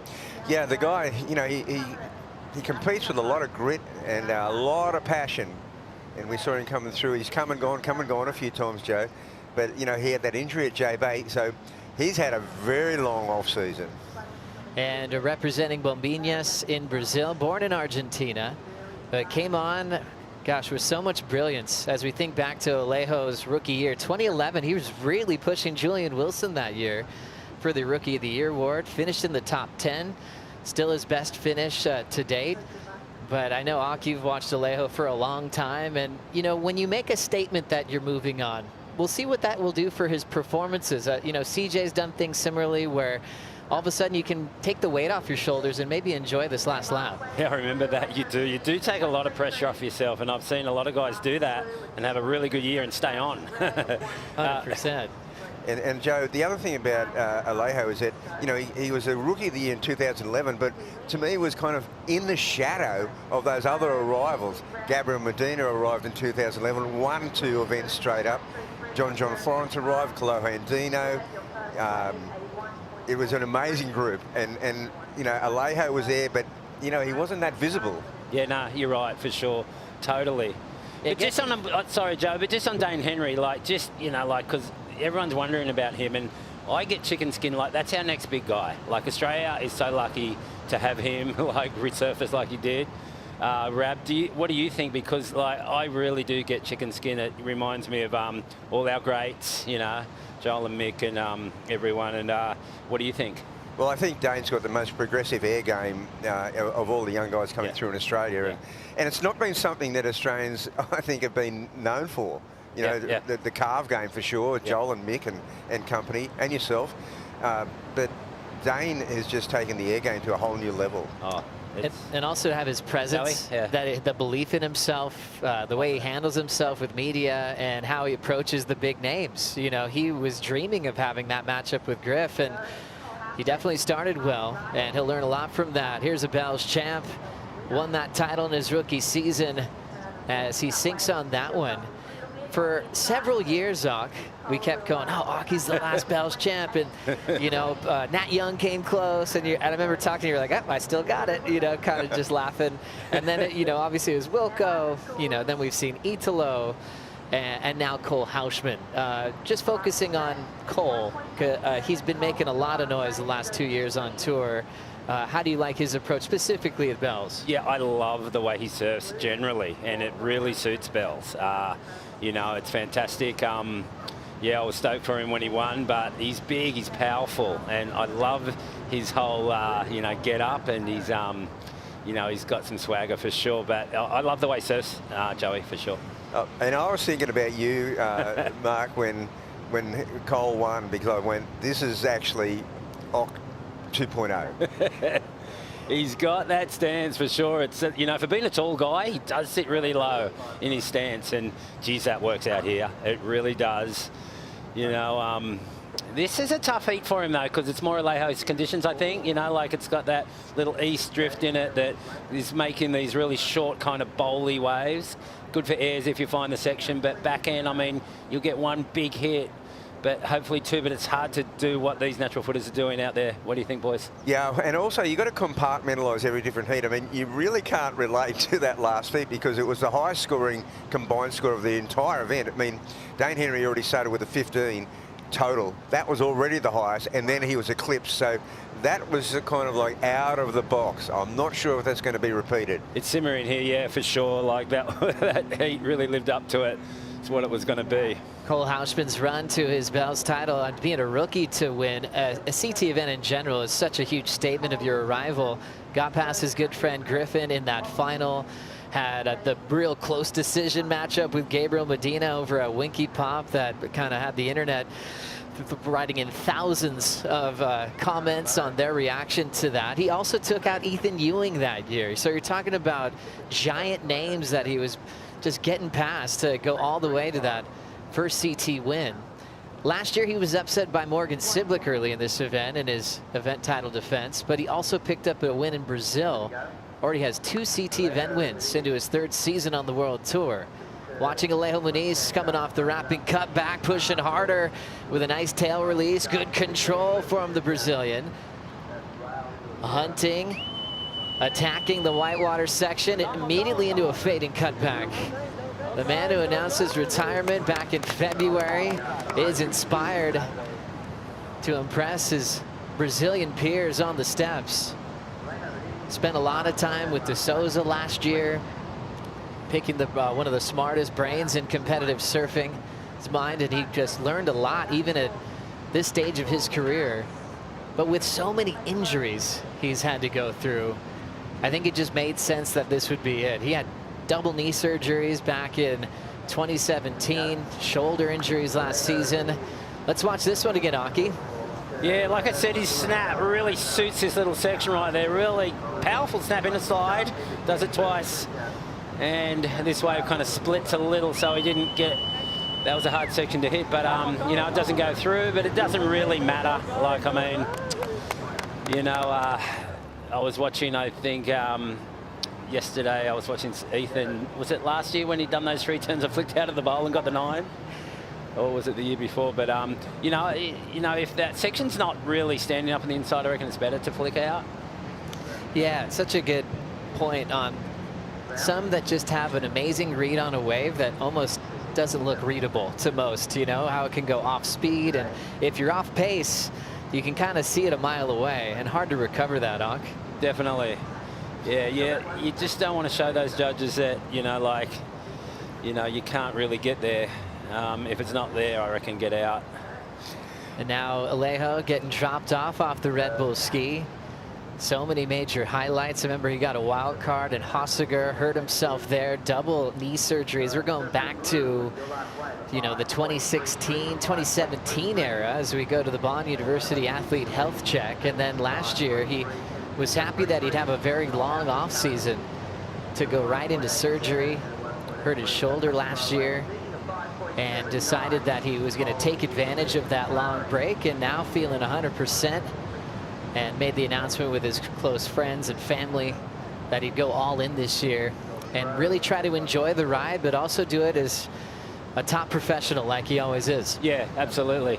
But I've got a question for you guys. All right, Ak, let's do it. Now that Ethan Ewing's out, I mentioned him. Who's your picks, Rab? Joey? Hey, you start, Rab. Let's start with the men and go to the women. Okay, have a moment to think about that, Bugs. We'll watch Alejo like this first section up, a little off balance, and right back to Bugs with Ethan out. That was a big win for George Pitar, but now that's opened it up.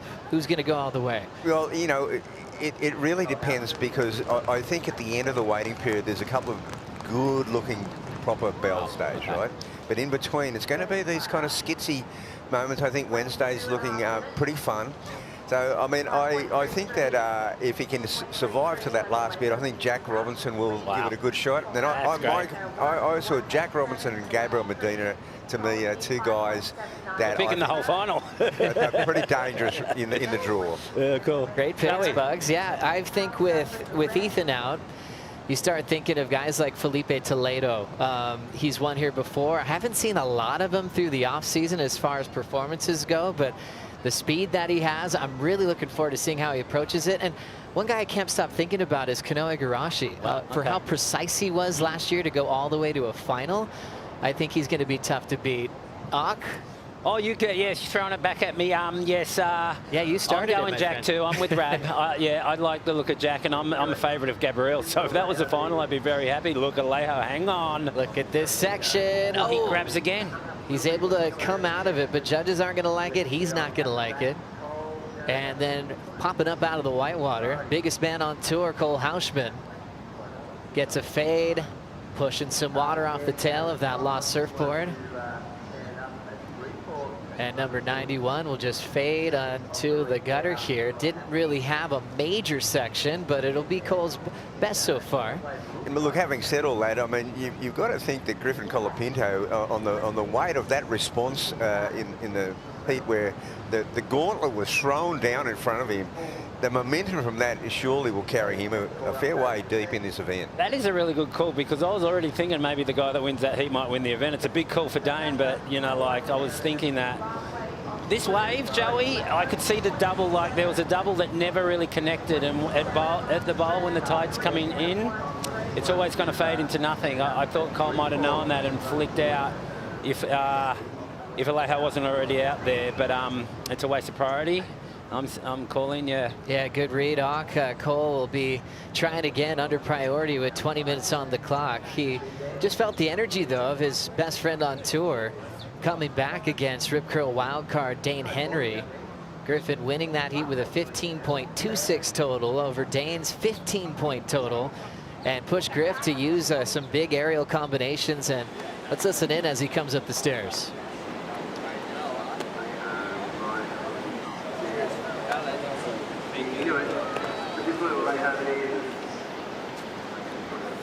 Here we go, hooked it up in the lid. Gets it hung up a little bit. Yes. Yeah, doggy. Yeah. Get off out the back. Yeah. That was so fucking good job. Thanks.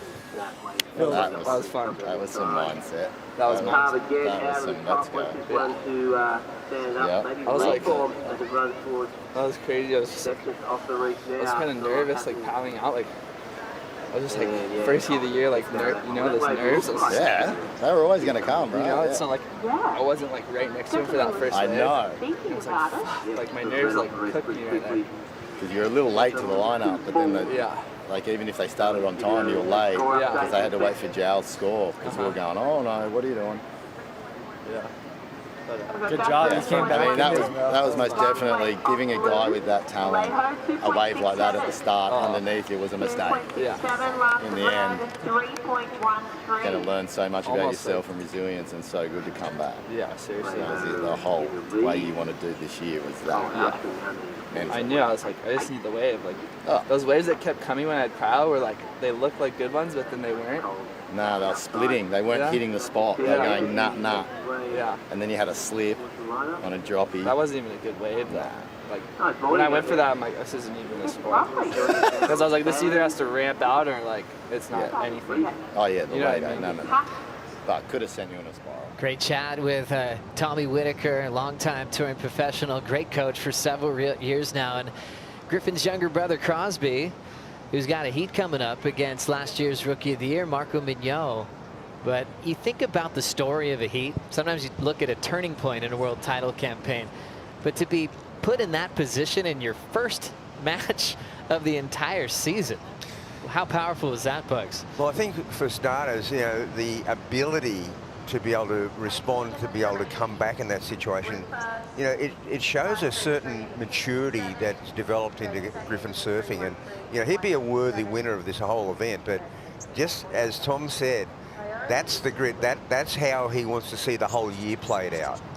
And to get that test out of the gates at Bells Beach. Griff's come close to getting the big bell. He's got the mini bell for a runner-up finish to Cole. But this was the venue as well that kind of got him back in the mix, not just before the world title race, but actually to get past the mid-season cut after a very slow start last season. So Bells has been really important for him, Hawk.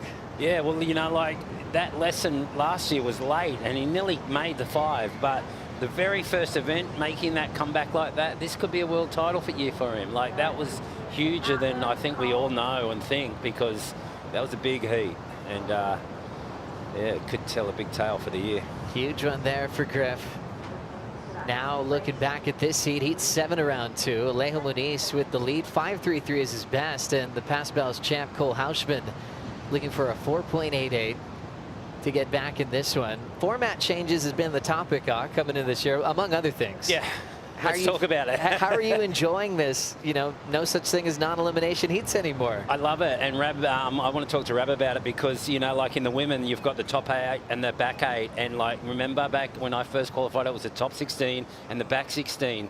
I think they should do it with the men. You know, those first 4 heats seem pretty crucial and a bit like heavy for me. But like, it's 8 guys, right? You had another 8 guys. I mean, I'm talking more guys, a bit more time to run the event, but the back 16, the top 16, maybe a huge trials before every event. Hey, this is a pretty Rab starting to go, what? This is great. This is a harebrained idea, guys, but keep going. It's a harebrained idea, but it's the way it used to be, right, Rab? Come on. Now, the hockey revolution may not happen this year, but it's food for thought. It is, hey. Back to the future. Right, right. Well, that's an interesting format. What was that like, Bugs, you know, when you had those trials? Oh, it was great when you're in that top 16, Joe. It was hard to get knocked out, right? Yeah. Yeah, but the trials was, I'll tell you how gnarly it was, though, in the trials, is that the #1 seed was in the first heat of the day, remember? Yep. First heat of the day. Yep. Against, back in the day, with a local judging panel against the local hero. I mean, seriously, if there was ever going to be an ambush, it was at 7 o'clock in the morning. But yeah, so you are enjoying what's happening so far. I'm loving it. And feeling that intensity right away. Yeah, it's totally good. Like, I mean, you know, it's kind of got to be like that. And it's, you know, just the way the tour's set up this year with the last event being 1,500. And hopefully, I was going to ask you another question about this, but I think it's all time. And I'm so stoked that it's coming back to the way it was. You know, it needed a bit of tinkering. You've got to test the waters and see if it works. But what about if someone gets on fire and wins a lot of events like Kelly used to do back in the day? Will they get the world title before Pipeline? Oh, it is possible. It is possible. Yeah. So it is possible. The idea that it feels like it'll end at Pipe is just with 15,000 points, having a 1.5 points. So it might be harder to clinch early because there's actually so many points left at that final event of the season. So it feels like it should be a title settling at the Pipe Masters. But we'll see how it goes. You know, it's going to be a new feeling for all of us. Raglan is on the calendar, all time. and that's going to be not just a great left for goofies, but it'll be fun to see the regular footers put together some backhand performances. Billy Salmon, I mean, you know, that's where he got his backhand from. And we used to have a QS there back in the day. I think I had a win there. And, you know, that wave's pretty good. Like when it's 4-5 foot, there's a ledge out the back of the barrels. And then it's got a really good wall, good for airs, good for everything. It's going to be an exciting event. Fantastic. Bugs, did you put that comp on? Yeah, I used to run that event. So I've run quite a few events at Manu Bay and seen a lot of different... the thing is that we didn't really have a waiting period. It would just be how it was. But now with the waiting period, you'd be able to get a nice 4 to 6 foot day there. It's good. That outside ledge is really fun. Yeah. 13:25 to go. Checking out our setup here on the Victoria Flight Cam. What a great state here. Happy to be on the Surf Coast, and just a pleasure to be in the company of a couple of greats of our sport. Mark Occhilupo, Rabbit Bartholomew, discussing all things surfing. Still celebrating 50 years of the World Tour.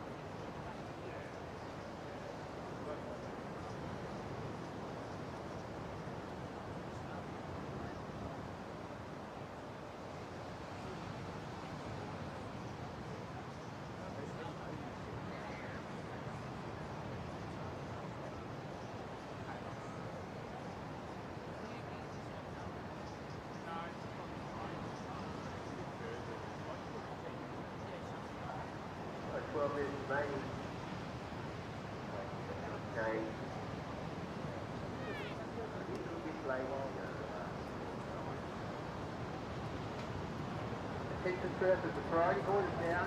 Current priority is first blue, second red. We're going to manual priority.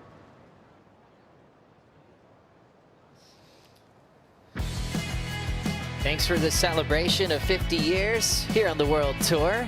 Alejo Muniz taking on Cole Hauschman with 11:25 still to go on the clock.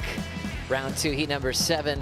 Still some time on it, and Cole Hauschman trying to avoid elimination at this stage. Since he's won this event in the past, he just wants to pick up more bells to bring back home to San Clemente, California. Round 2, heat number 7. We'll check in with Griffin now on the glass with Jesse Starling. Griff, stressful times for a while there. 10 minutes into that, you were comboed by the wild card, but you did what Griff does best. You got yourself 2 solid scores, went to the air, but heart rate would have definitely been elevated for a while there. Oh, for sure. It's first heat of the year, you know, there's like those extra nerves that come with it. Even just like walking out around the bluff, paddling out, like I could feel like heavy arms, like heavy legs, and then I got out to the lineup a little late, and Dane got that wave like just underneath me, and I was like, oh my gosh, did my nerves just like get me right there? But I think Dane like getting the 8 kind of like clicked me into gear a bit, like okay, like it's all in now. And then he backed. I went 15 points combo first 10 minutes, so yeah, it was crazy. And then before the heat, I was talking to Dane. I'm like, what are we gonna do? Is it gonna be a backflip off out there? Because I know he's been landing backflips in contests, so I was kind of expecting that. And yeah, I'm just super proud of myself to be able to come back and yeah, be standing here with you now. It's not too long ago, you know, you were in Dane's position, you were wild card, getting into these events and wanting to take down your heroes. Dane openly said he wanted a heat against you.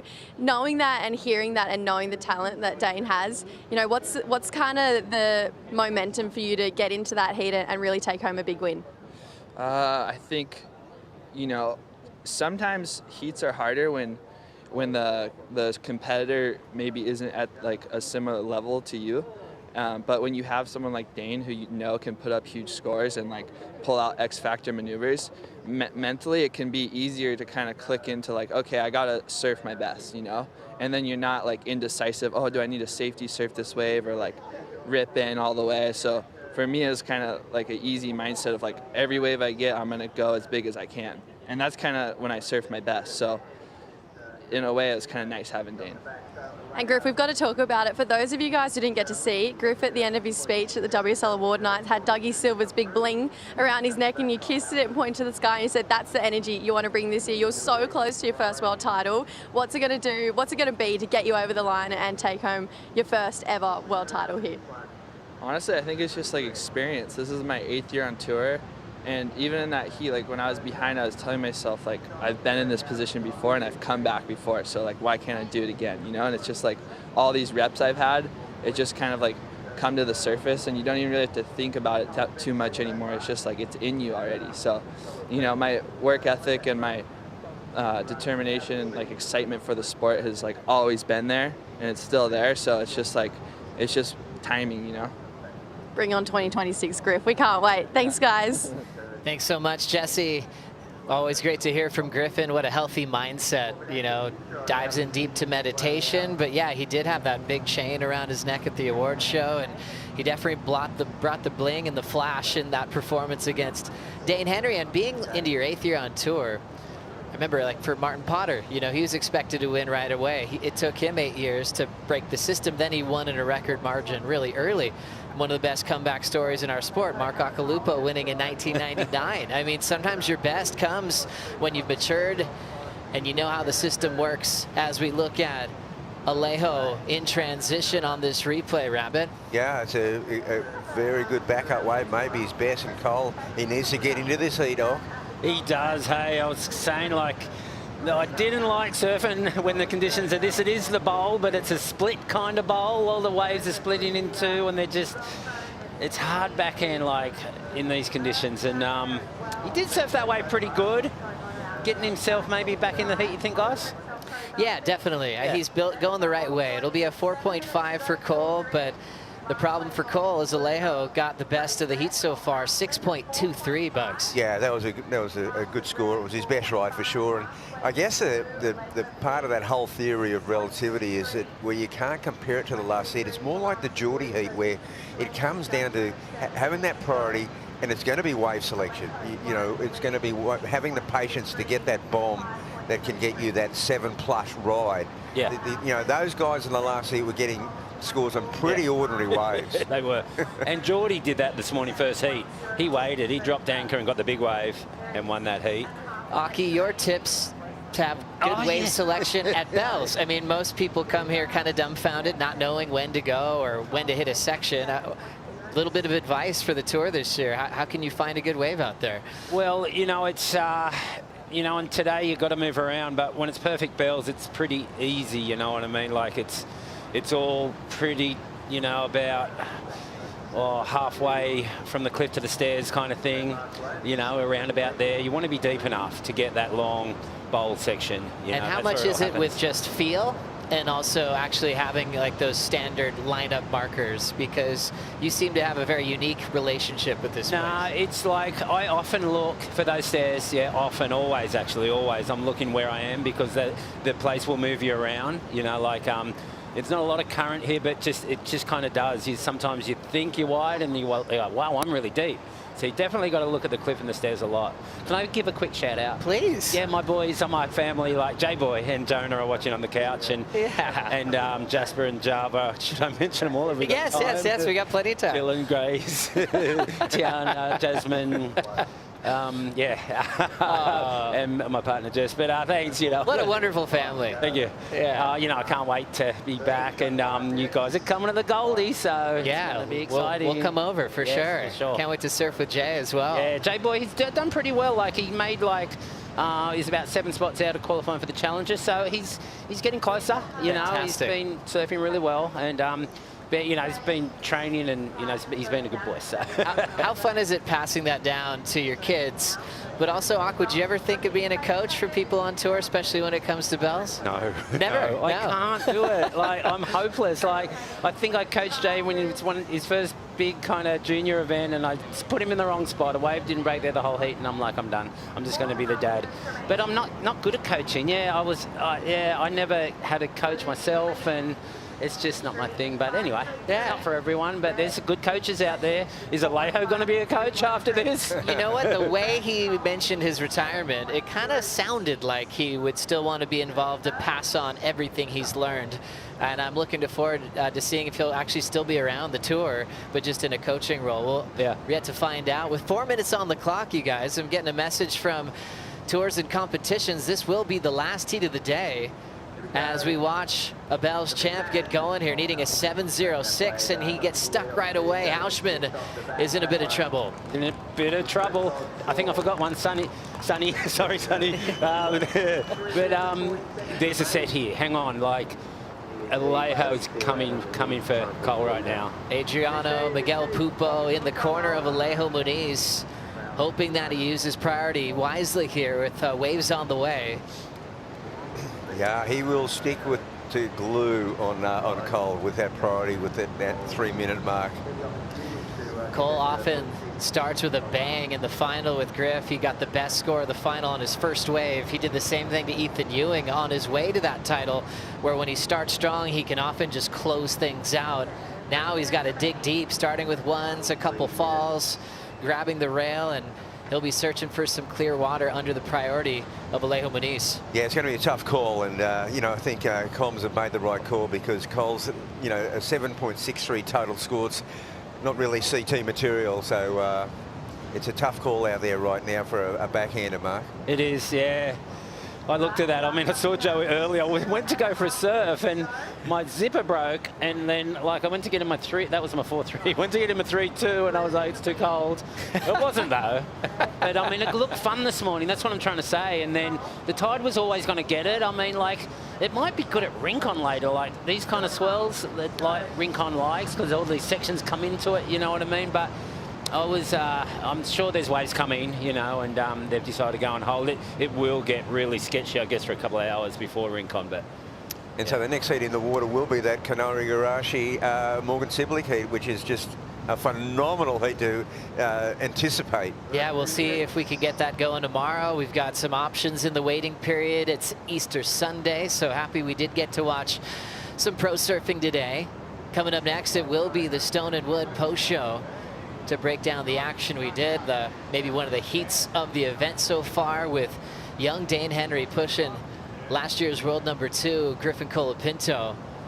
But we're down to 90 seconds, and we've already seen some Bells champs falling. Steph Gilmore out of the mix, Ethan Ewing out of the mix, and now Cole Hauschman is just wishing he had more time now, Bugs. Yeah, I mean, you know, it's a residual swell, and they said it was going to be fading throughout the day. The tide will have that effect, and for Cole, I mean, there really hasn't been a bombing set for him to unleash on his backhand. Not the whole time. We haven't had a big set. Yeah. Is it coming now? Low score 3-1-3, but it would be up to Alejo first with priority. He's going to try to keep the big man off any scoring potential. If he can manage it, it will be decision time here for Muniz. The Brazilian vet starting to paddle, and he will commit with priority. Setting up his first turn. Big classic Alejo slap. It's just a defensive strategy, and now Cole's got 40 seconds to save himself here. Wow. I saw him look like as soon as, like, you know, he sold him, he looked around, and like that heart sinking, that gut feeling thing, thinking, you see it, there's nothing there. Like, just didn't happen for Cole this time, unfortunately. But Margaret, he's good there. That's right, and he did make a good comeback last year. He lost early at Bells to Morgan Siblick, and then put together big performances, especially at El Salvador, to really get back in the mix. So 10 seconds to go for Alejo. He's never made the quarters at Bells before, and he just had a huge heat win to kick off his retirement season. As you see the clear frustration out of Cole Hauschman out here in round 2 as he heads to the west. Alejo Muniz moving on into round 3 action, and he'll wait to see who he's got in his matchup. It'll be Kanoa and Morgan Siblick to decide who will be sparring with Muniz in the next one. Aki, thank you so much for having me. You're magic, man. I love hanging out with you. You get me stoked on surfing and life in general. You're looking fit. I can't wait to see what you're going to do on the bowl this afternoon. Thanks, or Joey. Rincon. Right now, me and you, Joey. Or beyond. Let's go. 99 world champ, one of the best ever at Bells. Mark Acalupo joining us for the call, along with legendary surfer, world champ Wayne Rabbit Bartholomew. We are off for the day. Still a lot to discuss coming up next on the Stone and Wood post show. We'll see you then.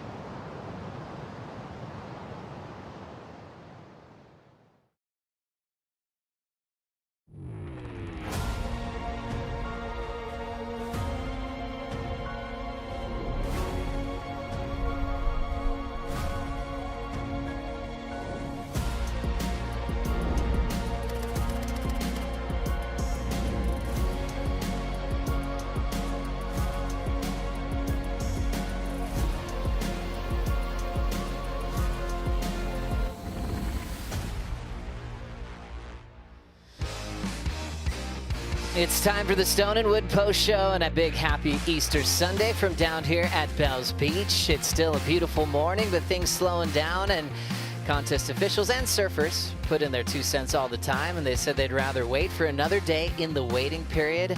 First heat on deck for the men will be Kano Igarashi and Morgan Siblick, so a lot of anticipation in that class, but we did accomplish 5 heats today. Always love when we get a chance to watch pro surfing. Thanks for joining us in the 50th year celebration. Joe Turpel, Wayne Rabbit Bartholomew, and Jesse Starling making a sprint from the bottom of the stairs all the way to the top. If you guys haven't been there, that's a big feat. How you feeling, Jess? Yeah, great. If my forehead's a little shiny, it's a bit of sweat coming through on the run up the hill, but no, I didn't want to miss it. Even though it was like a small couple of heats, it was a really fun morning. So I was like, no, I'll be there. I'll be there for the post show. Extra traction with your volley shoes on to cover all the stairs, not get distracted by all the icons of the sport along the way. And you've got a lot of fans, Jess, trying to say hi to you, and you were right on time for the Stone and Wood post show. But beyond that, you're amongst it down there with elimination heats, and now big turnarounds of top seeds dealing with low seeds. What was the energy like today? It was pretty interesting, you know, like even after that Griffin and Dane heat, Griff, obviously, they get swarmed by fans down on the beach, right? So they take a while to make their way up the stairs, and you could see Dane, you know, he was really deflated, put up 15 points, and obviously still couldn't get the jump on Griffin, but as he was walking off, he goes, I'll get you next time. Like, was full chirping off to Griff. I thought it was quite funny. So it's good energy. Like, there's a lot of heartbreak, but a lot of people who are like, all right, that's the season started. Let's go. Let's keep it rolling. So it's exciting. And Bugs, as we celebrate so much history at this event and for the World Tour, it means so much, I know, to me and to all the fans. Have you and Aki sitting next to each other. I could listen to that all day. Yeah, that was fun to have Aki here, and you know, we go back a long way, and gosh, I mean, he's got such a history here at Bells, and you know, yeah, I've been coming for a few decades myself. Well, we kicked off the morning with the Battle of the Bruce, something we saw before last year at Jeffreys Bay. Luke Thompson off the win in Bolito, got the wild card at J Bay, and Jordy enjoyed it with a kid that he's kind of mentoring. You know, they're good friends, they're close.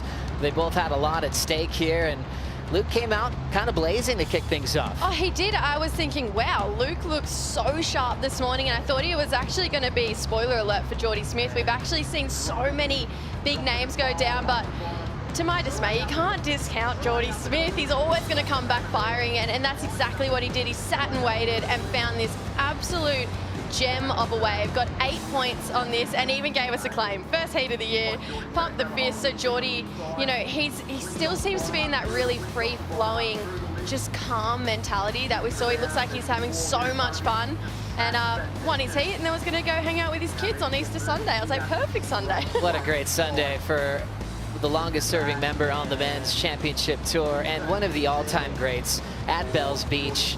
Clicked into gear nice and early, showing you that last year wasn't just a random season where he caught fire. He's continuing that momentum from his world title run last season, and that's great to see. Jordy with an 8, an excellent ride to kick off his world title campaign. Oh, it was amazing.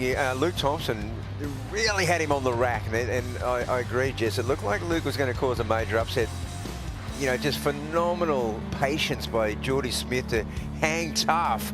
Got that 8-point right, and then got the 6.8 under priority on a wave that perhaps Luke could have taken off him. So that was a great performance by the champ. And I was speaking to Sean Thompson a few months ago, and there's this sentimental sort of momentum for Jordy to finally claim his world title, you know. I mean, there's a lot of feeling for the guy. I mean, he's not only been around a long time, but he's been a contender for a long time and been right there. And I think it might be tough to show that youthful exuberance and stoke for something you've done so long, but Jordy's managing that. He reminds us that this is the best job in the world, where he is a Grom at heart and he's going to surf all day anyways, and might as well go for the world title till he can't walk anymore. And not to mention, he just got his 56th excellent wave here at Bells. 56 excellent waves at one stop is actually absurd, and he is still rolling through, and it's the very first heat that we've seen him this year, so who knows, might go up past the 60 range. I'd love to see it. 100%, and knowing that he'd be going into Margaret River as a defending champ, all the glory he's had on the Gold Coast, things are set in a good place for the GWM Aussie treble for Jordy Smith. He wants another Tank 300. One of the heats that we were looking forward to, kind of came into our eyes because Dane Henry wanted it before we even saw it on paper. It was the matchup between Dane Henry and Griffin Colapinto. The Boost Mobile heat of the day lived up to the expectations, Bugs. Oh, it sure did. This was the heat of the tournament so far, and there's been just so much anticipation. Dane Henry just arrived at Bells with a lot of hype behind him, and obviously has lived up to he got through that first round and now took it to Griffin and world number 2.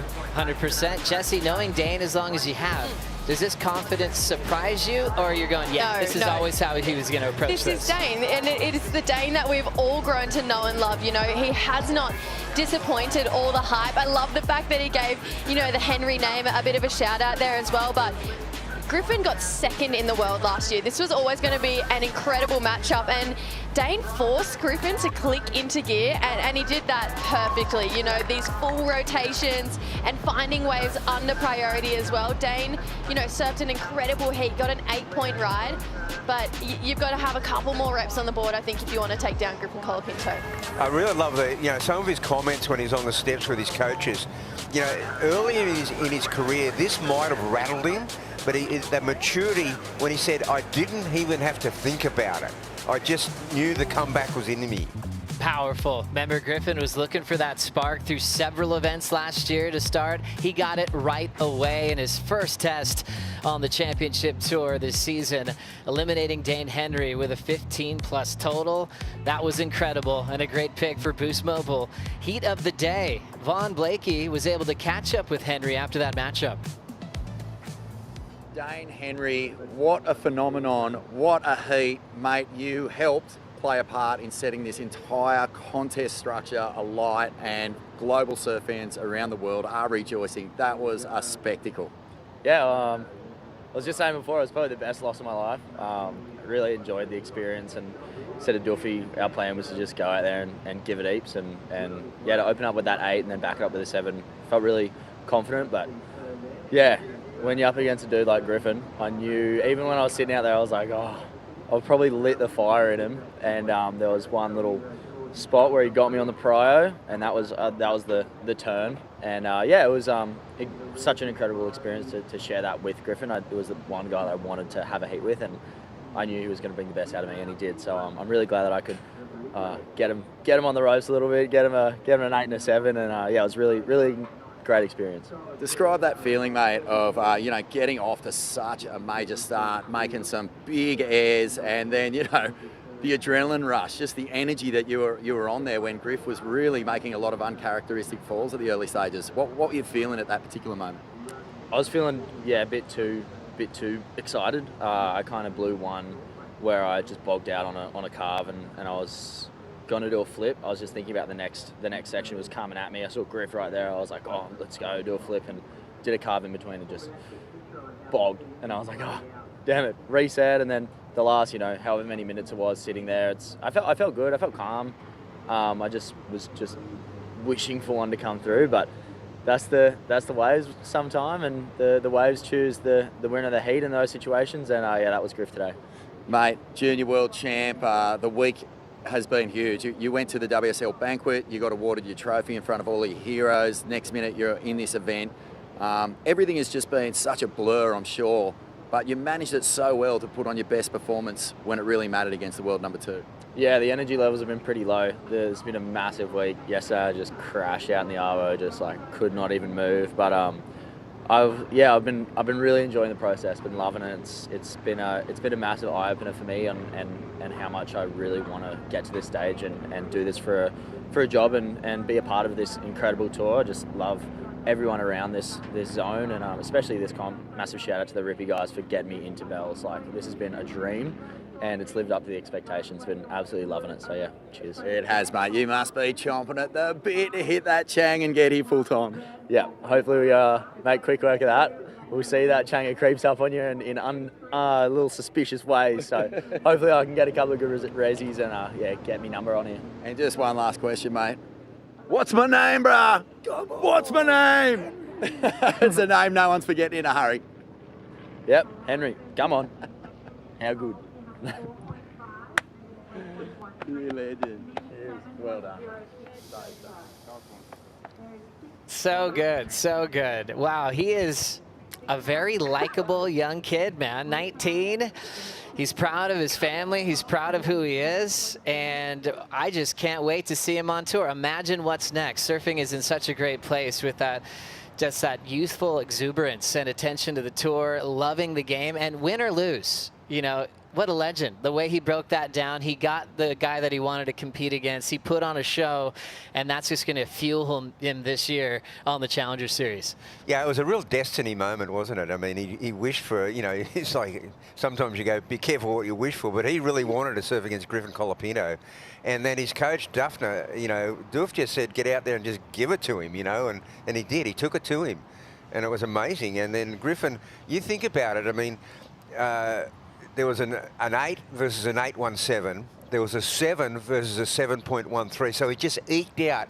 I think it was that Griffin, that first big carving turn, that just made that slight difference. Very exciting matchup going back and forth. And the matchup did give us our Mophie power move contender, as we have Griffin Colapinto, who was pushed by the wild card and just turned in this 8.13. Yeah, this is exactly what he was chasing at this point in the heat. Big, full rotation that he just has them on lock. You know, no matter where we go in the season, Bells, Margs, El-South, he can just get these out on a dime. He needed to answer back and did it in a way where he got the highest wave score of the heat. He put himself right back in, got another wave, and then took home the heat win. You know, just thinking about Griff and full rotations, they go hand in hand, and it makes so much sense why I got the Mophie right of the heat.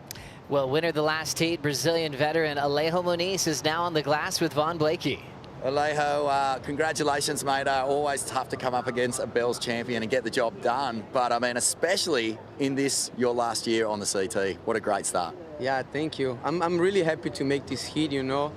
When I saw on paper I was against Cole, I knew it was going to be a really hard heat. He's one of my favorite goofy footers on tour. He's an amazing surfer. He competes really well. I think I was a little bit lucky this time. I was on the best waves of the heat. So yeah, this morning I was listening to Hell's Bells and I was crying on the stairs and I was like, oh man, I have to get ready for my heat. This could be my last heat, you know, surfing here in Bells, but I'm glad that I made it and I had one more chance. It's so tricky, mate. Yeah, it's a, wow, you know, to hear that you were emotional beforehand, of course, you might have to be emotional a few times, hopefully. But, mate, you know, when you paddle out after a heat like the Griffin and Dane one, is the temptation there to just sort of start doing airs all over the place, or how do you focus on what you've got to do and play to your strengths? Yeah, you know, when you have a heat like that before yours, it's really tricky because I think the judges and everyone gets really excited and they get a lot of expectation for the next heat. But I've been on tour for so long that I know what I can do. I won't be doing those airs, so I just wanted to stick to my surfing. I know the waves were like really slow, the sets were really slow, so I just tried to do my best. I have a knee injury. I haven't surfed for like 20 days. I'm all taped, but you know, I'm a warrior. It's always been like that, so I just try to stick to my game. You are a warrior, man, and it's one thing, you know, Australian sports fans who came all the way down here to Bells love to see that gritty sort of performance, and we're stoked to see you get through and have another heat here at Bells as well. Yeah, thank you. I can't wait to go downstairs again one more time. Look forward to it, mate. Thank you. Best of luck. Wonderful. Thank you, Von. Alejo Moniz, feeling the emotion of knowing that this is his last trip to Bells Beach as a competitor on the championship tour, a guy that qualified back in 2011. We'll be having those emotional moments at every stop on the calendar, Jessie. Yeah, it's pretty cool. You know, there's not many people, I feel like not many times in history where people have announced this is my last year. And he's going to be able to soak that up in a real emotional way as well. And there's no pressure on him because he's not trying to re-qualify, you know. So he can kind of take this year as a bit of a personal year and just do his best surfing over the next 9 months and give us one big final exclamation mark of Alejo Moniz.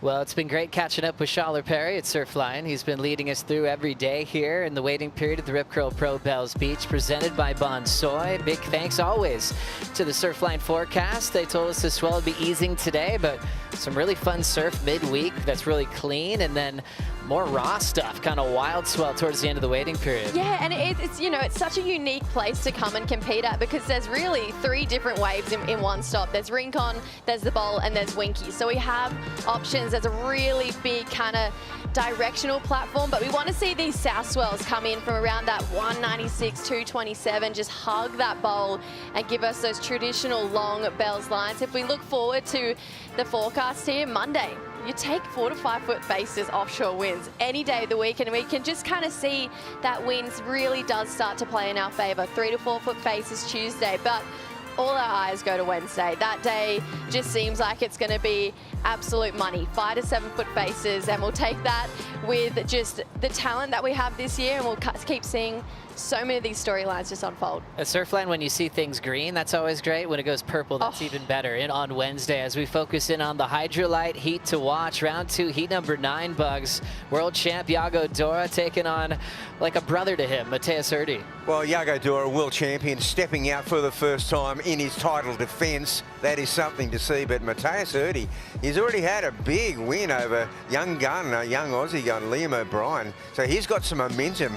And of course, you know, you know, they're brothers, but Iago Dora, he's the world champion. He certainly is. As we look at another Hydrolite heat to watch, it's a Bells champ, a world champ, and a bit of a rematch with a local legend, Italo versus Xavier. Yeah, this is awesome to see. Obviously, this time last year, Xavier got the jump on Italo Ferreira, and Italo unfortunately had a crazy run with wildcards throughout the Aussie treble. He got knocked by Xavier, Jacob, and Morg. So we know Italo. He wants to get one back on Xavier and just kind of do similar to what Griffin did to Dane and just put them back in their place a little bit. I feel like that's the kind of the energy he's channeling. Oh, what a fun battle. When you look at, you know, the reaction that Xavier got in the dark when he got to compete the other day, you really feel this whole event lift. When you've got a local board riders crew that comes out to watch it, that's the energy that took guys like Adam Robertson to a final back in the day for Victoria, Bugs. Yeah, well, look, Xavier's a perennial winner of the trials, the local trials, which is such a cool thing. And he's made a quarterfinal here. I mean, so he has got some, you know, some really big moves in the Rip Curl Pro, and I think this is going to be a heat to watch. Italo, whoa, tell you what, he's fired up. Looking forward to it. Well, now it's time for the BioGland Daily Dose. We want to see who ended up into the top 5 of the day today. It was good to welcome back Jake Marshall, who turned in his best combined heat total of his career last season at Bells. And in different conditions, he was able to stay alive today. Oh, he has just the most silky smooth surfing. Honestly, I love watching him, especially here at Bells. He really does have those shades of Parko where he just makes surfing look so beautiful and easy. Also at number 4 on the list, Barron against one of his best friends in the world, Seth Moniz. Barron was able to move on with his high score of a 6.33, Bugs. Yeah, this is a great heat between 2 brothers from Hawaii, and Barron, you know, he's, as you said earlier, he's used to starting at Pipeline, now finishes at Pipe, one of his favourite, but he's made good ground here at Bells Beach. Working well with Luke Egan once again. Great boards from Bert Barrick from Channel Island Surfboards. He's prepared. And then the big man, one of the best modern day Bells surfers, Jordy Smith, wins the Battle of the Brews. Oh, how good is Jordy at Bells? Honestly, I just love watching him surf here. And, you know, this was that kind of brother matchup between these two, Master v Apprentice, and Jordy really showcasing that he has the reps on the board and he's going to be a force to be reckoned with this year. Number 2 on the BioGland Daily Dose. This young wild card, Dane Henry. He's not afraid, Bugs. No, and he's hit number 2, and he's really made a splash here in the Rip Curl Pro, and everyone knows the name Henry now, that's for sure. And wow, what a performance. But then winning the Stone and Wood Post Show and the BioGland Daily Dose is Griffin Colapinto with how clutch he was with his 8.13 on his comeback. Oh, just this classy full rotation here from Griffin under pressure, and it really speaks to how he's feeling this year. He's using experience to his advantage, and I think he's actually going to be pretty deadly throughout the draw. I think for him, he thrives off momentum, off that feeling of doing what he loves, and to be pushed in a great way where he answered back and felt that nice and early, he's going to be really hard to stop throughout this contest, Bugs. Yeah, I think that momentum, I mean, it was a big win for him. He was, look, he's been runner-up here, he's been runner-up in the world.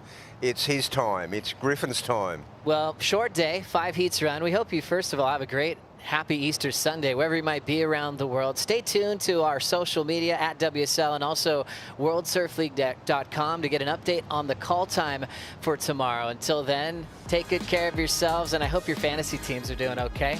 Yeah. Have a good one, huh? Yeah.